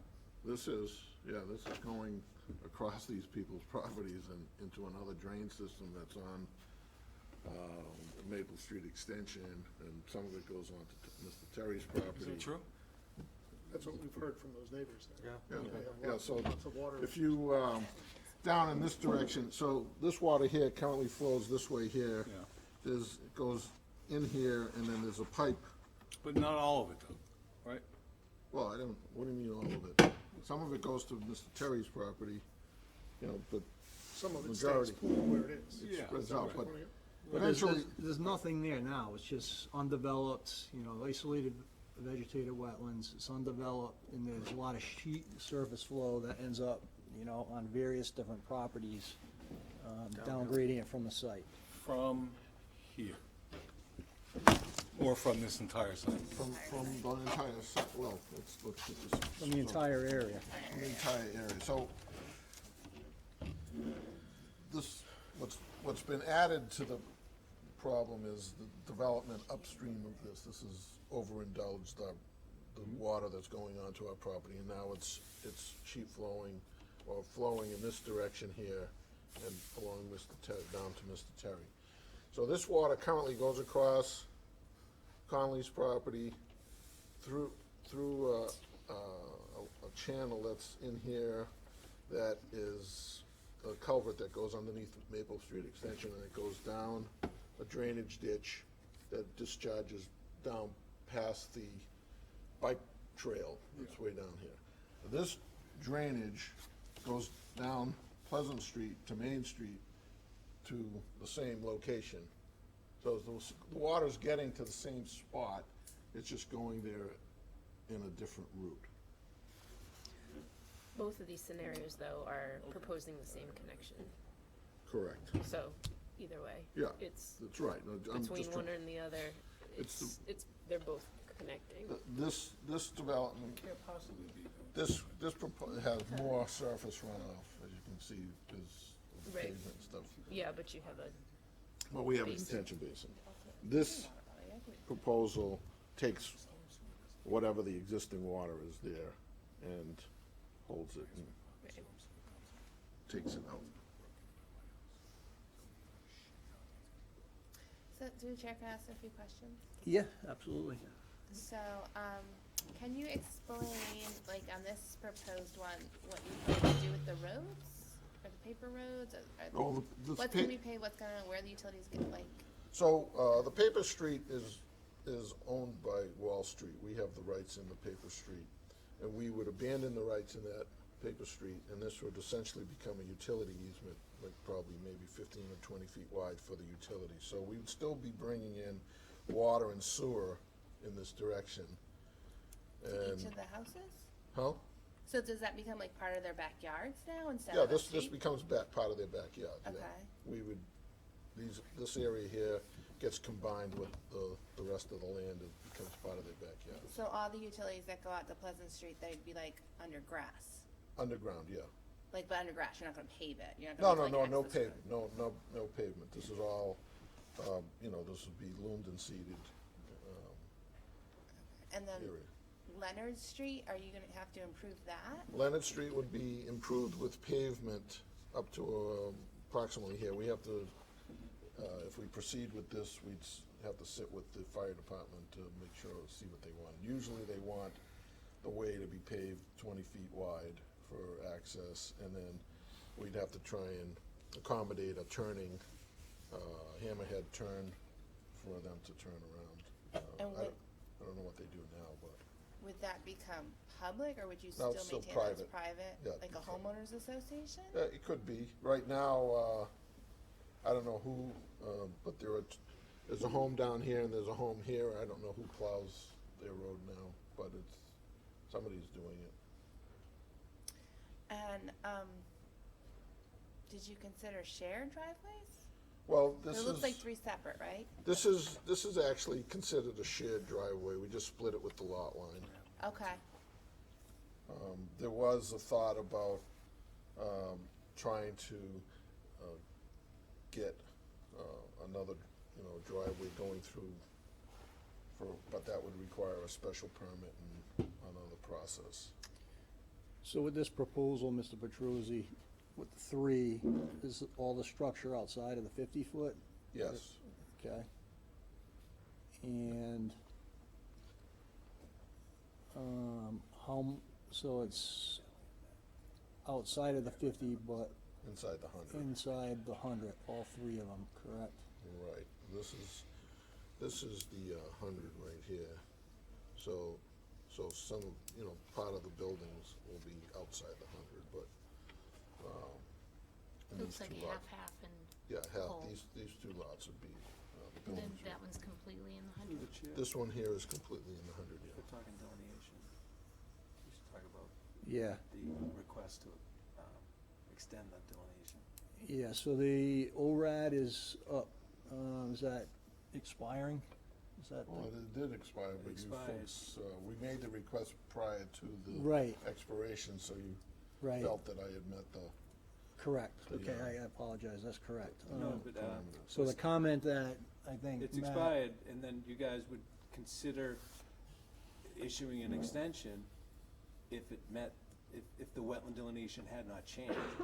So, Well, no, first you wanted it reflagged, so we reflagged it, and then I don't know if you went out and did a site plan. Yeah, so I think Matt did check it and has some concerns about the flagging. and sent it to Paul back in November, and we haven't heard back from Paul on Yeah. Matt's comments regarding Yeah, changes. so there are a couple of things that went on. One was,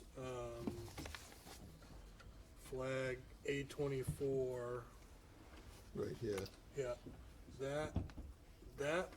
in that particular area, the flags that were put up in the field did not really match what is shown on the plan. So Okay. either the flags were somehow put back wrong, or the original survey was wrong.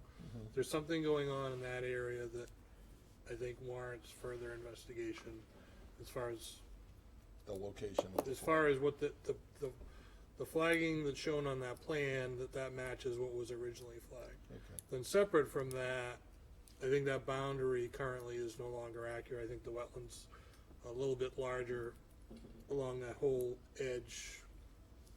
Unfortunately, closer to where North. those houses are, North yeah, to the side. north. Right, that would make our point, that the water is making the property Okay. irreparably harmed, as they call it in the legal terms. Yeah, So when I had gone out there and I had hung some flags out there, and then I had sent an email, to Ecotech to alert them, and I don't know if he Yeah. ever got in touch with you about it or not, but that hasn't been resolved, and I think probably before this goes too much further, I think that probably should be resolved, so that at least the existing conditions are all kinda nailed down, so that your design can be based on Yeah. it. Yeah, and just stop for 1 second, absolutely, because that's gonna change, the impact of the buffer zone. It's gonna potentially change how much of the structure is, between the 50 and 100, and potentially part of the structure may be within the 50. If that Right, but delineation is moving further north. Isn't it, though, the wetland line is locked in for 3 years from the date of the final order, so regardless of, I don't wanna get into the legalities of whether or not the drainage has made more wetlands on the property, which would prove our point. of damages, but we'd rather just deal with the fact that we have an existing notice of intent that's been pending, and the line is locked in for 3 years from the date of the order. We haven't issued So- an order. Right, so it's still locked in. That's my point is that we're dealing with a wetland line that is still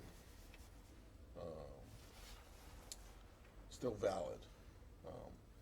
But I certainly will have Paul contact you. You can go out there and take a look and. Yeah, I think even just setting aside whether the wetland line's moved or not, the issue of potentially survey error, I think would kind of supersede, Sure. you know, the legalities of what was approved when and how long Oh, it yeah, carries yeah. on. My So that'd purpose be- is not to get into that kind of discussion Yeah. tonight. We're here to try and come to some sort of an understanding that this is more preferable than the previous plan that we had on the table, and it is a way of sort of settling all our differences with regard to the drainage on the property, benefits the people downstream and adjacent properties, and it helps the whole situation totally. So that's kind of what we think works. Through the chair, can I- Excuse me? Can I ask a couple more questions? Sure. So, I like the design of the three houses. That seems to be a little bit more amenable, especially if you don't have that Buckland Street actually, you can push things back if you want to. But what I don't understand, and I've never agreed with, basically turning the wetland into like a stormwater basin, because they're basically converting it to a stormwater BMP. So, I guess, like, what was the idea? I don't understand, like, what that outlet structure is gonna be in the piping. Why wouldn't you just pipe it from Leonard Well, we have to. directly to We have to comply, we're trying to comply with stormwater management, and the concern is that if the water flows down into Pleasant Street, that Pleasant Street system will not be sized properly to handle the additional flow. So, from, even though this is, it's gonna act as a detention, but it's actually gonna just be an isolated wetland that will hold water for a longer period of time than just topping over and just sheet flowing. I guess I'm just, These here are meant to comply with the regulations to not increase the rate of. I mean, you could do a lot of things to not increase the rate, and this, I don't know how the city DPW would even, maintain that, so who's gonna maintain it? Well, it doesn't, who's maintaining it now? It's a natural system right now, Well, right, and theoretically. it would continue to be a natural system. We're No, not it put- doesn't, not once you put an outlet structure on it, and like you have, like you got a pipe, you got a man-made, there's no road there, so how is any truck even gonna get there to maintain that pipe if they need to? Like, So it's just not a maintainable system. So there's driveways and there's driveways to, Yeah, but those are all private, and it's a public, now it's a public system. so let's just back up just a little bit. Right now, the water is going there. Water's going into that area. Water's going there now. Yeah, I We're get not that, putting but I another have a drop. PE after my name usually, so I Oh. understand all Oh. that, I'm just saying, I don't know if it's D, very viable. Not a P. Yeah, So the water's but I going there now. understand. You raised the question before about a drainage easement or a drainage basin. We're simply just saying, look, the water's going there now. We don't like it going there. We prefer it not to go there. But we're trying to find a happy balance here about, we'll let you keep the water going there, but we need to I do guess, some other things. You know, I personally, I know the other commissioners have a different opinion, but like, I mean, I think that it would be fine having a separate stormwater system versus the natural overland flow. And the wetland will change sizes and stuff like that, but the way this is proposed, I What, don't know why the DPW would, I do know why they would take it, but it's gonna be very difficult to maintain. Well, I really don't think that there's much maintenance to be done. I mean, this is a naturally I get these vegetated. calls all the time. Huh? I get calls like this all the Well, time. you do for like Um, man-made detention basins, you'd have. As soon as there's the pipe, somebody's gonna think that the town's responsible for it. So I'm amenable to this, I think the design's better, I just, you know, once that the stormwater, system design, I'd like to see in more detail. If you have an idea that would help us, again. I honestly don't have a problem with piping it from Leonard, Yeah, if can I the ask- elevations work to Buckland, all underground, in an easement, underneath the So driveway. just bypass, how would we hold the water? Can I re-ask leave her it as it question? is. Why are you not going from here straight over there? Right, yeah, that's what I'm saying. Why don't cut out the middleman here and just go straight So across? originally, our original Too much plan, flow. original plan did have that, but the question is flow. If the water is going there unaltered and sort of like delayed, we're concerned that this is just a 12-inch pipe, would be not adequate to handle the additional flow. So that's why we're doing it. It's just simply to comply with the. And who I think decided that would that? do with yeah, like Well- there should be some count. Who decided We're gonna that? we're gonna do some calcs. I mean, if I don't that's, think so. It's a small area. listen, that's kind of an easier fix And for it's me. easier That's for a lot you, easier it's fix. easier for the So- city, the town to maintain. But and we'll, certainly consider that after we do the calculations, the drainage calculations for that. I got a follow-up question. I can't see that far, but what's the elevation here, the inland elevation? Oh, you gotta ask me that. That's 506, it looks like, 506, 507, What are these 508. elevations here? This is 508, 509, it goes up that way, and it's a sheet, the down gradient is this way here. So now it's going here. So now it's gonna go here, it's gonna get collected here, and And it's this- gonna discharge. It's gonna collect there, Yeah, and and it's gonna piped. somebody's gonna calculate the difference between this and this, because intuitively, Right, they're gonna theoretically, agree. that should just be like overflow. but We some- did a drainage It's not study. overflow, it's draining it. We did a Yeah, drainage well, that's report previously that was, for this site to design this detention basin here. So instead of that, and instead of the water going to Terry's side, the water's gonna be captured here, or held here. Which it is now. No, Anyway. right now, No, it's sort of- right now, it's controlled. It's gonna be captured here and controlled, and then discharged out in a direction towards Pleasant Street through a pipe system. So will somebody be doing those calculations? Oh, yeah. Of the flow from that versus the flow right from Leonard Street? Yeah, Yeah, the Yeah. town's not gonna approve the connection if it's not engineered, if the engineering hasn't been vetted out and the system is, if the system's shown that it can't handle the flow, they're not gonna allow it. Right, The- yeah. The purpose, would hope. the purpose tonight is to get the commission's, blessings, I guess. But we Full. can't give you any blessings. We can, I guess what we can tell you is. Just say, well, it's better than what Yeah, we're. so this is an improvement over the 4-lot plan. My sense, from my perspective, how you're handling the drainage seems to me that, it's something that I think could work if the town agrees to it. Depending on how this new delineation is gonna look when we get the survey squared away, I'm still of the mind that, I'd like to see 2 houses, not 3. I know, I'd like to see 5. So, I mean, we're all like have Yeah, our so preferences, so. that's my feedback. Yeah, thank Yeah. you. Yeah, and I would say it's an improvement. I do have a question. What's the distance from here to here? It's 1 inch equals, so this was a 30-foot right of way approximately, so it's about 40 So feet. my question is, wouldn't you move Scale it. houses Well, back further? we don't wanna have decks and other things for family entertainment. You'd rather have them playing out here than out here, wouldn't you? I have no idea. I'm just saying, I'm just speaking in terms No, I of where understand. the buffer zones are. So that's roughly about 50 feet from the back of the house as we currently have it. And what's For this particular- what's the zoning requirement? I think the zoning is 30. But, I'll have to check that, I don't know for sure. The biggest the difference between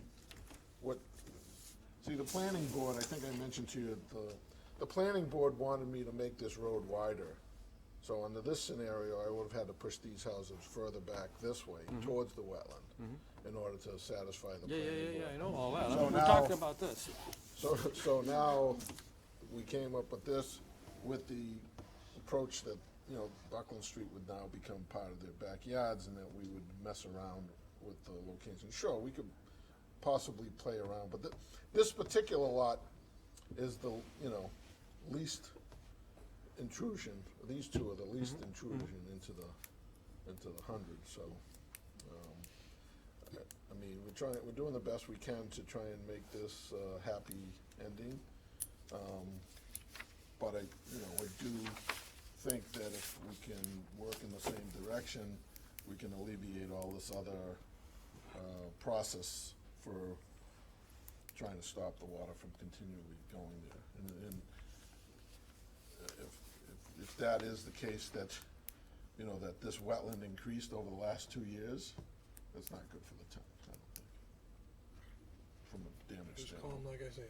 No, I understand, and that's fine, but that would make, Yeah, so we need to get that issue squared away. I think that's, you know, a priority. so I'll have Paul call you, and, you know, I think after this weekend, the snow cover might be gone, so you folks can take a walk out there and hang a couple of flags, but I've always felt that while you're in the process, the wetland line is fixed for the period that you're in the process for.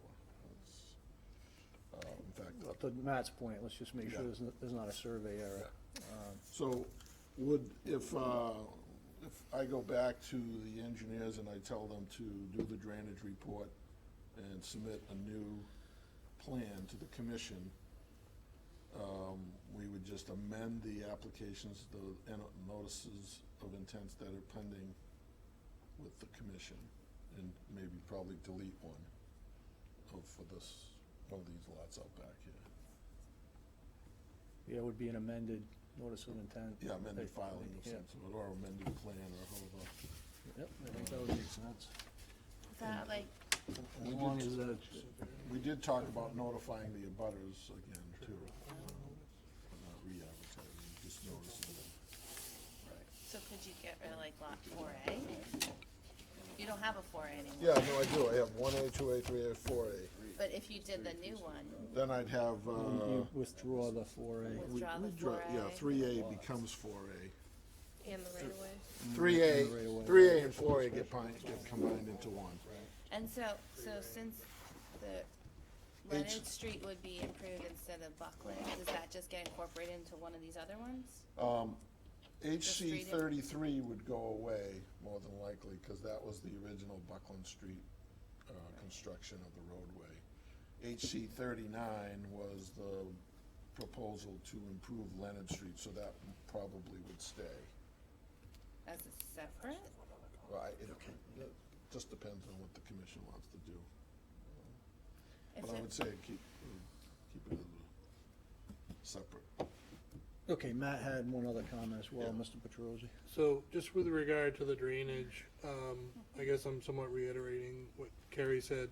And I understand this is only under the bylaw, which is potentially advantageous to the applicant, because I think under the act, we're dealing with a similar project now where we've gone through, really looked in detail of some of the language in the act about sort of, what seems here is basically you're berming up around the wetland to allow it to detain the water, right? Is that essentially what it is? Yeah. So under the act, that's clearly not allowed. It's considered an impact to the wetland, is not allowed. So I guess the question would be is there language in the bylaw that kind of echoes that same language in the act? And I don't have it in front of me to look at. Somebody would need to look at that closely to make sure that that, Is something that'd be permitted under the. right, it bylaw. may not be, I can tell you under the act, there's no way that that would ever get through DEP if it got through a Concom. So the question is, would the bylaw allow that? So I think at a minimum, Mr. Petrosi, you probably either need to make the case that there is nothing in the bylaw that forbids it as part of the drainage report, so that whether myself or the commissioner, Don, can, look at that and either agree with it or say, no, you can't do that, and you have to do some sort of a direct piping, maybe to some other basin or something. I don't know what it would be, but that's a potential Sure. I just don't want you to go through the whole drainage design just to come back and say, well, actually, it says right here in the bylaw that you can't do that. That's a good point. Yeah, no, I'll look at that. I mean, right now, it looks like it's a berm, but actually, it could be, we could regrade this a different way, so it just, you're regrading the front yard right into and it just becomes blended in, it just raises to a certain level. when you go Yeah, down to it starts to get into a gray area when Right. you start to do that, so. But the driveways act as a berm. The driveway crossings would be Well, presumably they're not down at the elevation of the water below, right? right there. They're raised, they're built up. Yeah, they built that one. This is at 508, so it's kind of almost, it's almost level with the topo that's The existing grade? Yeah. That's what the gravel would be? Yeah, there's only, he only has one grade line here, it's a 1 foot contour down to the existing grade, so. Okay, Mr. Terry, do you have any questions or comments? Just a couple of minor questions. So the frontage is gonna be off of Leonard Street, that's 300, you're gonna need 300 feet, right? We need 100, 200, and maybe whatever the next driveway is, 50 feet, maybe 250 feet. So you might have to fiddle a little with your frontage Right. to get the 300, because what do you got down here, 400? Yeah, it's 500 all total. Down there? Yeah, yeah. That's for the planning Now, board to. is John Westerling agreeable to pipe in from where Barbieri put that street in down there, that, what's the name of that street? Box Mill? Box Mill? The only There's a thing pipe that comes across from there. Right. There's a pipe that comes off from Box Mill. yeah, and in front of Alex, that house that says Alex, Right, his water runs across the street. right, And the house here, his water runs across the street right, and comes into here now. yes. And there's a girl that owns a house up here that used to be Wyckoff, Betty Wyckoff's house. Yeah. And She they're has in problems. litigation with the town right now because they're pouring water out onto Leonard Street. And as about a year ago, 2 months ago, they had an agreement that she would somehow get that piped out to Grove Street. This would alleviate her having to do that. I don't know whether that was an expensive thing for her, it never got done. So that could be brought into this pipe. And Well, we don't wanna bring, we're not gonna pipe the whole neighborhood. Okay, we're not gonna make this No, bigger than what it is, The town has made so. the mistake of accepting this corner right here. Where's Box Mill, right here? No, Box Mill Box is Mill's right over here, right here. There's a pipe that comes in Yeah, right here. Now, Right. Ted Mayer's land is right here, right here. There's Yeah. a pipe that comes underneath the ground, Yeah. comes from here to here. And that's the pipe that we're gonna that's gonna remove. go over here. Well, what we're saying, that is an option to go, we did do the engineering, so it does work, gravity, to pipe this to here. So, the problem is that, again, from a flow standpoint, we think that the flow will be too much so that flow would go into the wetlands that's where it goes now. And then eventually, the water would get discharged out to Pleasant Street on You just have to catch it and filter it to slow down the drainage, slow down the action, right? Right. Remember who told you to do this in the first place? I don't know, some old guy. 3 years ago? Well, listen. All right.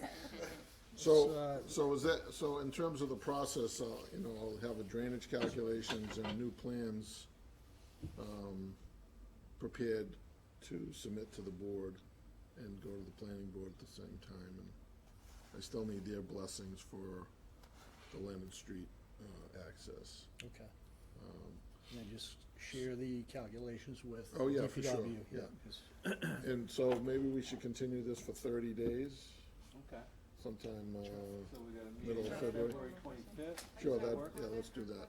Yeah, I'm sorry, we have one additional comment from the Oh, audience. sorry.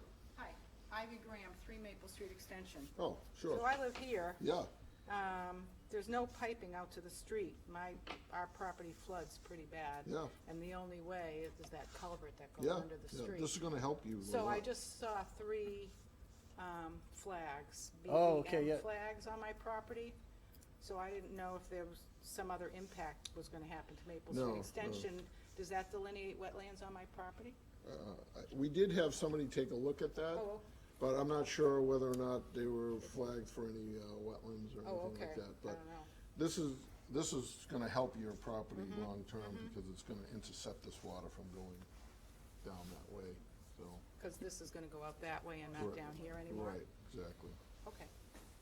So just, you owned Buckland, who owns Leonard? Leonard Street is owned to the middle by both sides. I own half, they own Oh, half. okay. This is kind of a unique situation where the rights, if you go back into the title and all that stuff, the rights are only belong to us, based on what they tell me. So you've been proposing improvements to Leonard, but you own it? Yeah, just pavement. One of the reasons why we're doing the utilities in the back end is so we don't have to disrupt that Leonard Street any further. We don't have to put sewer. The other thing is, there's only a 2-inch water main in Leonard Street, which is not what I consider adequate. So we'll be putting in a 8-inch sewer main and a water main that So there's a 2-inch line that feeds Boxville? Boxman went wells, because they didn't wanna participate in the, improvements. So they put wells in, from what I understand. Okay, so February 25th? Correct, and I'll get or hopefully have the plans here 2 weeks ahead of time. One quick question. Okay. So on the Buckland Street side, it's saying this is the owner? Now, are you saying you and these people own? No, I own, that's wrong, that's an assessor's map. Right. That's So, incorrect. you own all this all the way back, or do they own? No, Did I own the whole green thing up to Maple Street Extension. Okay, so you own to that line? Right. I own that, go back on there. Everything that shows up in green there up to Maple Street Extension, we own. You. Right. We don't own Maple Street Extension, but just right up to the intersection there, right there. Okay. That's our ownership. Thank you very much. Okay, you're welcome. Appreciate your help. Bye-bye. John, hold on. You're welcome. You want me to sign all of those? Yeah, I'll plug in, I want you on the 24th. So we're keeping the, 30, yeah, 39's one, and then 30, these are all still under NOI. Yeah, you need a pen? There you go. Yeah, we'll keep them all active until we. There we go.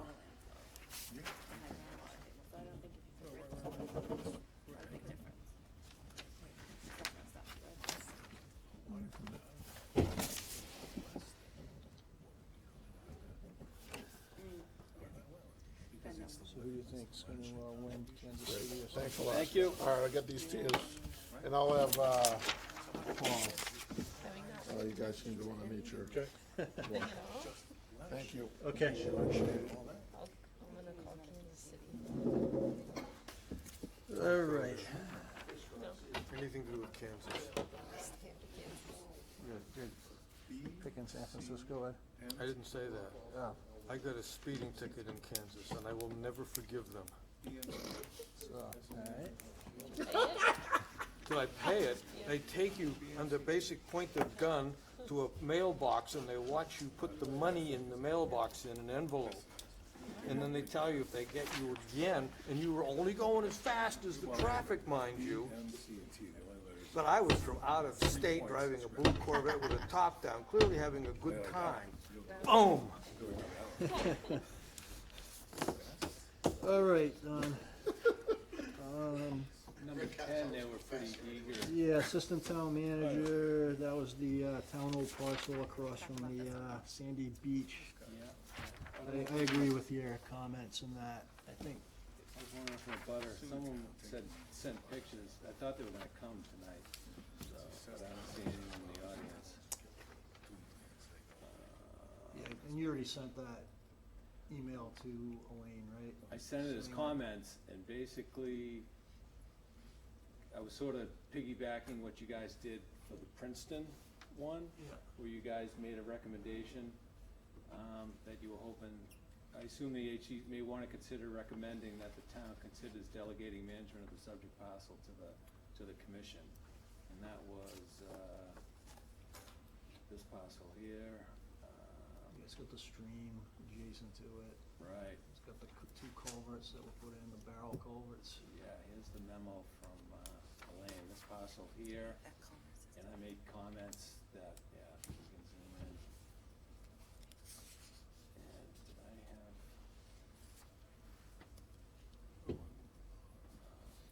Why do you keep taking the head off that poor bird?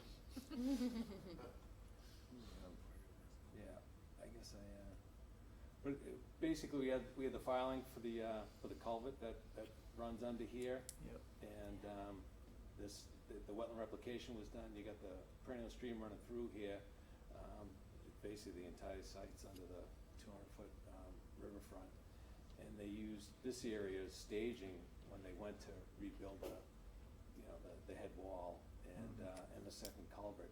And the second culvert sized with the two, it's sized for the 25-year storm, so when we had that MVP meeting, the concerns were where culverts go on, for perennial streams, culverts go under roadway. Keep an eye on that because of the flooding, so,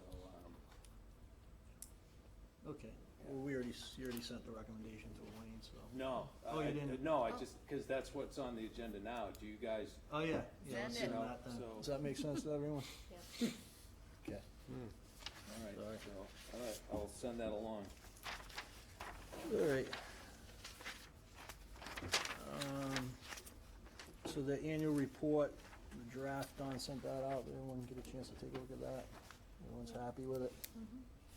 Okay, I guess we can, Forward that to yeah, Maria. yeah, why don't we take a vote on that? I can just have a motion to finalize the annual report for 2019. So moved. Second, please. Second. All in favor? Aye. Okay. Public forum requests.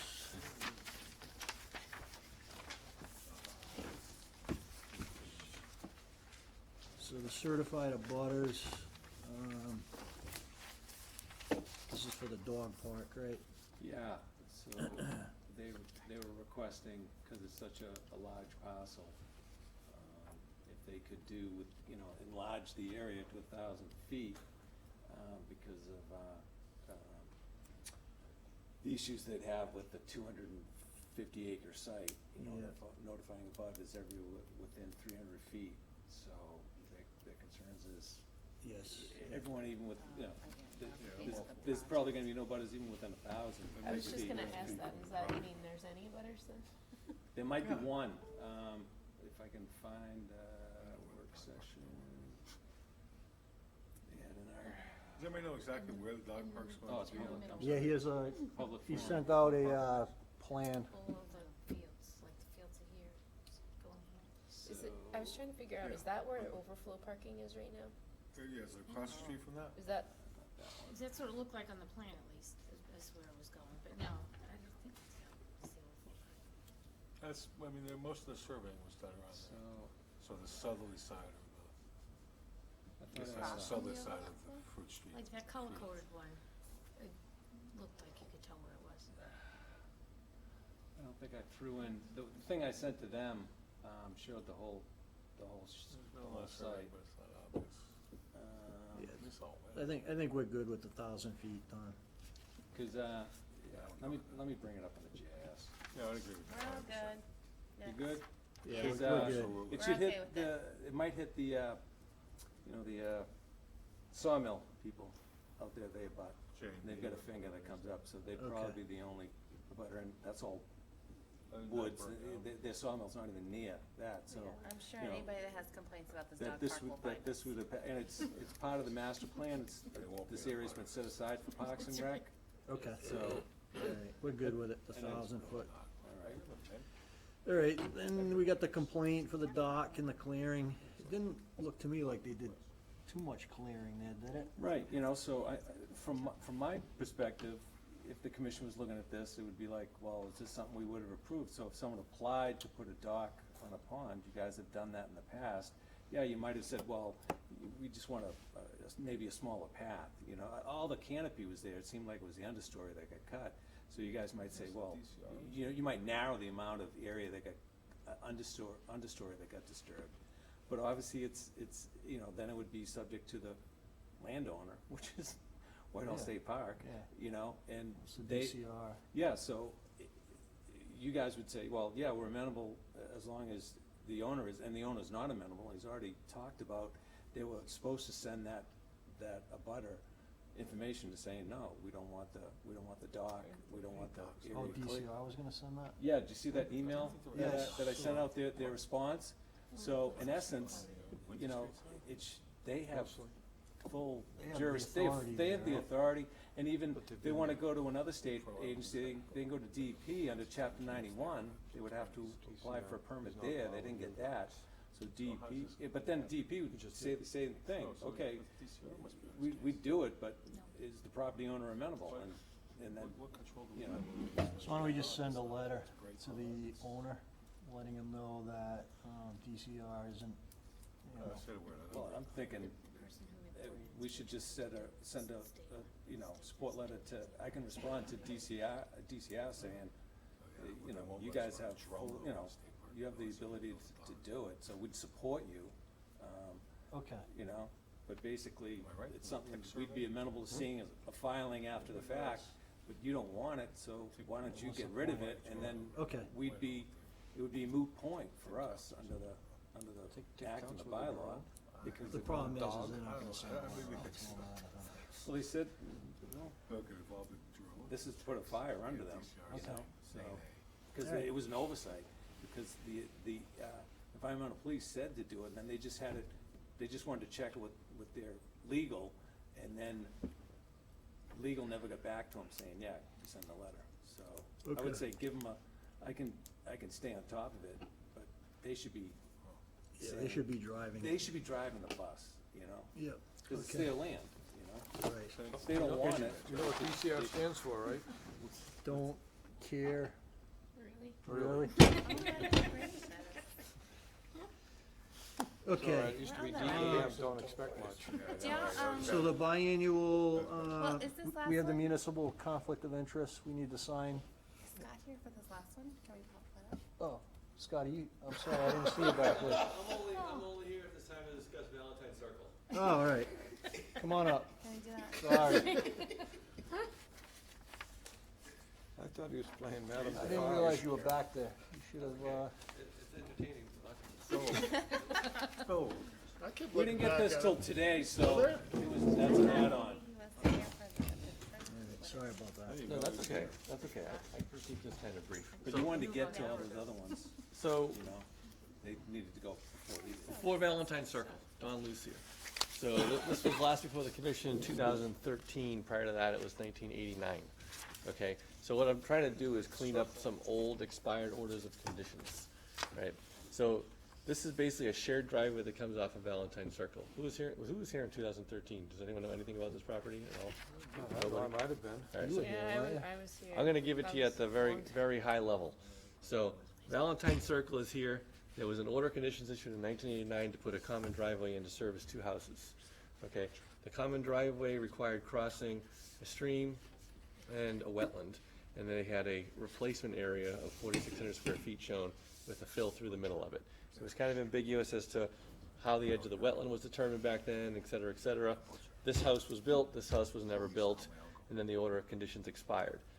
When my client purchased this property to then build it in 2013, we identified there was an old open order of conditions for this. So back in 2013, we sort of evaluated the site and found substantial, I would call it non-compliance, okay? So if you look, this is Valentine Circle over here, this is the driveway as it was built coming in back in 2013. This blue line is where the actual wetlands were flagged in 2013, here and here. Okay, this right over here was the replacement area as defined back then. They were supposed to build 4,600 square feet, they only ended up about 2,700 square feet. There was some additional area over here that was more wetlands than what they had originally shown back in '89.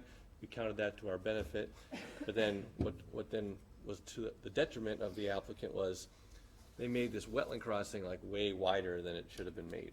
So instead of filling, 4,600 square feet coming in through here, they actually filled like 8,500 square feet. right? So they just kind of threw it all in there.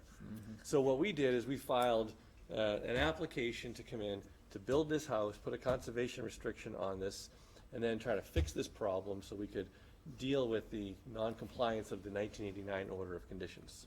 The way that was done was by proposing 3 new replication areas. There was going to be no new wetland filling by our client to build his house in the buffer, but he shared this driveway with another person over here, and the responsibility of this driveway is now really wasn't his or theirs, but they sort of inherited the 89 problem.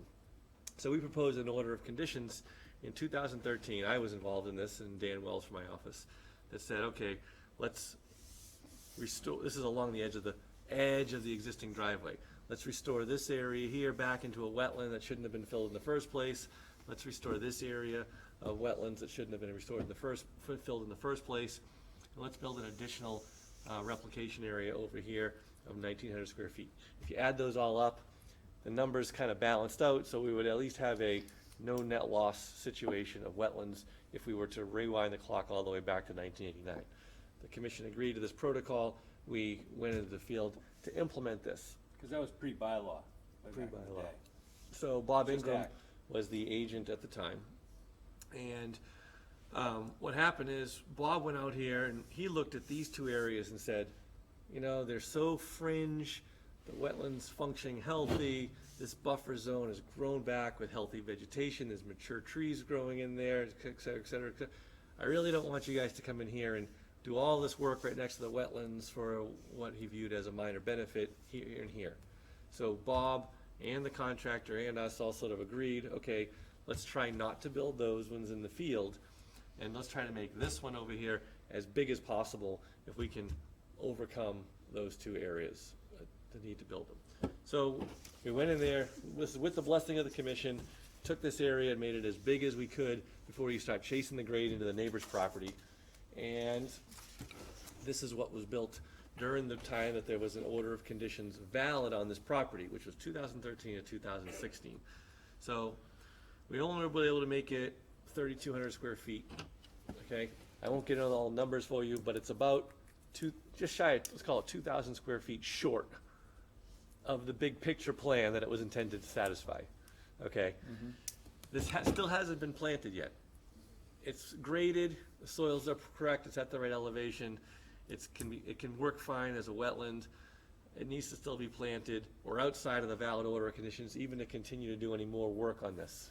So now we have 2 old expired orders of conditions. This house has been built. We would like to get a certificate of compliance on it. We still need to record the conservation restriction on this property. It's also a rare species habitat next to Hull property, blue spotted salamander habitat. So we have a CR we still have to record on this. And then we have this issue of we're 2,000 square feet short on bringing the site into full regulatory compliance of having a no net loss wetland situation. So I want to come before you with a way of closing all this out, all right? And it requires a little bit of brainstorming as to the best way to do that. We've run out of room to reasonably create new wetlands to get that additional land. There's a couple options. This can't be chased back any further. The grade's too steep and there's a house right here. It's like cutting into a cliff at this point, okay? So that's as big as this can get. It even creeped onto the neighbor's property with the contractor inadvertently. We could go back to the original sort of concept of pulling out the fringe areas next to the driveway and pick up our land there. It is obtainable, but then it goes against what Bob Ingram had wanted to see happen in 2013 of preserving that buffer zone. That's an option that exists. Another option that exists would be to take the original wetland replacement area, which never grew in correctly from 1989. It's just they basically cut the grade down for some kind of compensatory storage and all grew in with glossy buckthorn. And kind of try to do something to make it better, sort of an invasive management protocol for that area. That's another option that exists. A third option that I could think of was this area, this could be treated as a limited project And in limited projects, you don't always have to meet the one-to-one requirement. The commission could waive the need to satisfy that additional 2,000 square feet of wetland creation. That's an option as well. A fourth option could be to seek some kind of off-site mitigation as appropriate. But I couldn't even do, or have my client do additional work without filing yet another notice of intent unless we had a jointly agreed upon and sort of enforcement order to do work on the property.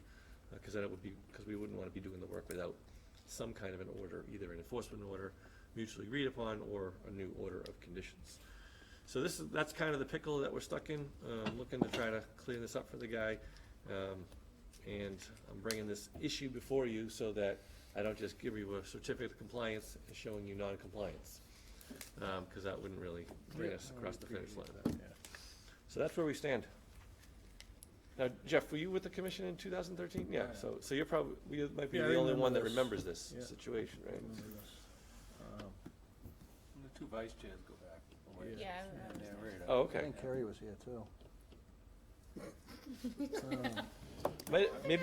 Maybe your first day. This was like your first day of the job. But in the past, we Maybe I have was. issued friendly enforcement orders. Yeah, that's what I'm thinking. We have in the past. When did we meet? 2012? Rather than going through an NOI. Last year, so. Yeah. I guess it depends on which way we want to handle it, you know? I mean, I don't think, are you looking for us to make a decision tonight? No, I mean, I'm just filling you in on this, because I realize you don't have it, you know. Maybe Matt and I take a walk on the site and kind of talk it out a little bit, and he could give the commission a recommendation. Maybe, you know, based on your recollection of the site, you have some direction you want me to give further consideration to. But I'm sort of bringing this before you, opening up a dialogue so we can figure out the best way to kind of move this ball forward. Yeah, let's do that. Don, do you have these? I gotta, I sent he submitted it, yeah. I sent just the got it report, today. everything I just verbalized to you, I submitted a letter report Okay. requesting a conversation, and if you wanna, maybe Matt and I can walk the site, we could have part 2 of this at your next hearing, where there's a more informed sort of conversation that we can Me, have. Matt, and one of your staff, Tom, we walked it in the fall. Okay. It was a while ago, yeah, so. So did you discuss with Tom then this whole concept and issue, or? Yeah, back then? we kinda went through all this, didn't come to any definitive resolution. We had a couple potential ideas that he was gonna investigate. Yeah, And then- we were waiting for basically him to get back to us with something. Okay. Yeah. Yeah, so I don't know if all the things we had thought, oh, maybe this, maybe that, all were dead ends perhaps. I don't know. Well, you can look at the report that I gave you, and Yeah, maybe yeah. you and I can do another site walk, and then we can report back to the commission at your next meeting, and try to decide what makes sense on bringing this. Sounds And like if a there's, good. you know, obviously for the remaining work on that area, the commission can issue, you know, a friendly enforcement order to get that up and running, and then if there's other things based on review that would be incorporated, you know, the commission would be amenable to incorporating that. That might be the cleanest way to do it, rather than filing another notice of intent or. Yeah. If it's just restoration work, it's not like reconstruction, Right. you know. Yep. No, look, I agree, that can be a simpler administrative way to handle these things. Okay, all right, that sounds good. So if you can touch base with Matt and figure out a good time to get together. Okay. Thank you very much. You're welcome. You got something else, recommendations for the green committee? Yeah, so the Sustainable Green Committee is kind of regrouping. I guess they've been inactive for the past few years. And they would like someone on the commission to be represented on the Green Committee, so do we have any, you don't have to answer tonight, but if you wanna think about it, and let me know. They just, I talked to the lady, I forget what her name was, Amy. Amy? Didn't you volunteer? Yeah, I think it was Amy, actually. Amy Groves. Yeah, yeah. So next meeting, all the doors will be locked, and no one will be allowed to leave until someone agrees. See, ordinarily, someone that's not here would get appointed, but we're but all everybody's here. here, so we can't do that.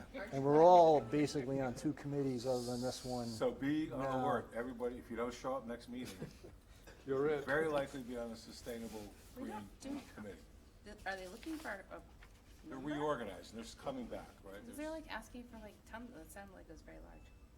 I'll help pick up litter, as All far right. as I'm going. Okay, is that the last one? Oh, I have one thing, can I say something? Yep. So, I'm speaking at the MSCC conference again. I think you mentioned it, Did you yeah. guys, are you guys going? Oh, yes, thank you. When When do we have to do that by? Yeah, it's at the end of February this Yeah, year. soon. Don, Oh, it's in February? yeah, MACC conference. Oh, rats. When do we have to let you know? Then you got, well, 2 now weeks I know. ago. Yeah, when's the deadline? God, So is I it don't the know, week? but it's the end of February this year. Is it the So weekend after? All right, yeah, if you guys The wanna week? go, let me Yes, know. yeah, it's like the 'cause, 28th, I gotta, 29th. 29th, there you go. Oh, February 29th?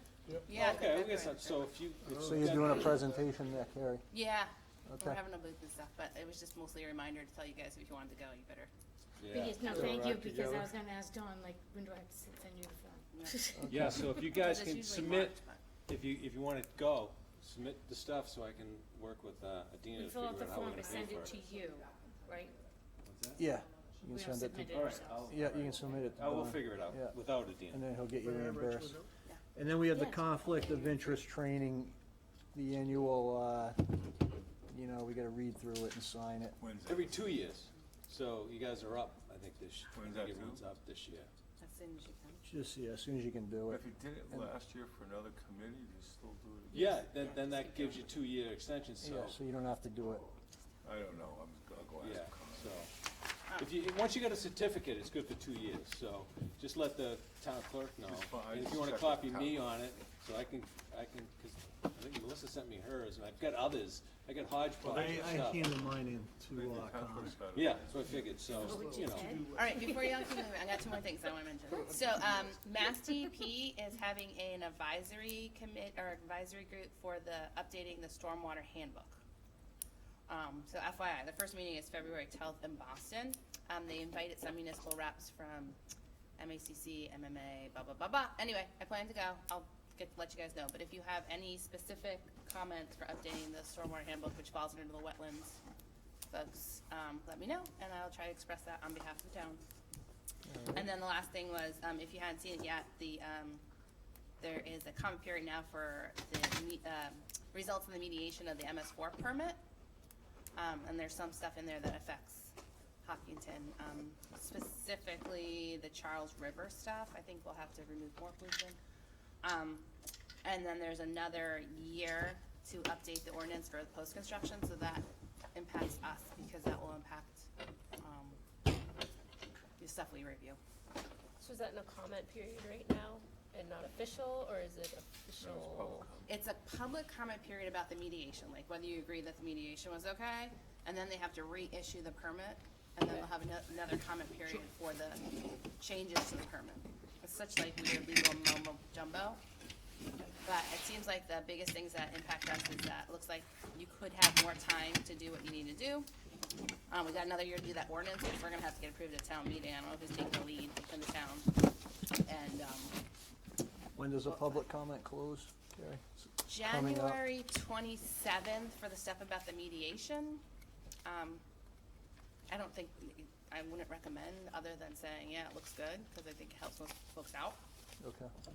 The only one I haven't looked at much detail is the stuff about the Charles River. They took off some assumptions, but everybody's percent renewal for phosphorus went up a little bit. I didn't look at Hopkinton's in particular. Okay. Yeah, and then I heard something, they think that EPA will reissue a couple months. They'll reissue the permit, so there's still a bit of time. All right. But most of the changes were beneficial to municipalities, I think, in my personal opinion. Good. Personal opinion. Okay, anything I have else? one quick bit of news from Zach. The planning board voted 7-2 to move forward with a Zach proposal to establish a ground-mounted solar farm overlay district to try to control solar farm development in town. And where the proposal is right now is essentially saying every solar farm that's already here or in process, plus Harvey's, plus one other property similar to Harvey's, would be the overlay district, plus the 495 strip. That's the entire town. No, it's not. It's much less than What's the entire excluded? town. Everything else. Everything All else. of- yeah, all So of- everything Your backyard. east of Hague Road. No, everything that isn't already in process Yeah. And not or on 495. existing, Would not be, would Would be in the not be district. eligible for solar farms. plus not. four Would ninety-five, not be Yes, would not. Yeah, plus but so- Harvey's. But, so it extends from Wood Street Essentially, it would all the way allow, up to, it would allow new solar development only along 495 in the median strip, and the Cloverleafs, and Harvey's. Although they're kicking around a couple other Harvey's. spots. Over a Harvey's- certain size, Ted, or? Period. No, period. Just period, Period. okay. But they are talking about, like, for example, over by Pinefield and Fruit Street, that's some pretty ripped up ground over there that the town owns. So that might be a place that they'd add to the overlay district. Okay. And according to town council, that says it's great, that you are not excluding solar farms. In fact, that's a whole lot of land you're offering for solar farms, and I Yeah. don't think the state would have a problem with it. The intent was to stop chopping down trees Yeah. and to stop infringing on neighborhoods and changing the character of neighborhoods. nice, So well the done. planning board voted 7-2 to move forward with studying that and secure space on the warrant. Frank Durso, Jane Moran. Jay Moran, that's it, we're on camera. Did they say why?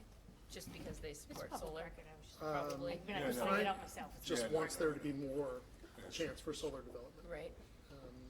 Jane That's the flip just side, is that seemed you're to limiting. think Frank was right. Jane Okay. is very. All right. and Anyway, I'm I just not- thought, Thank you- I thank you thought for the the commission update. might be All interested in right, that. motion to adjourn.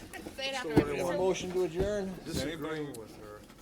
So Develop- Second. Third. All in Off the favor? record. So what's your topic of conversation? Thank you, Mike. Topic?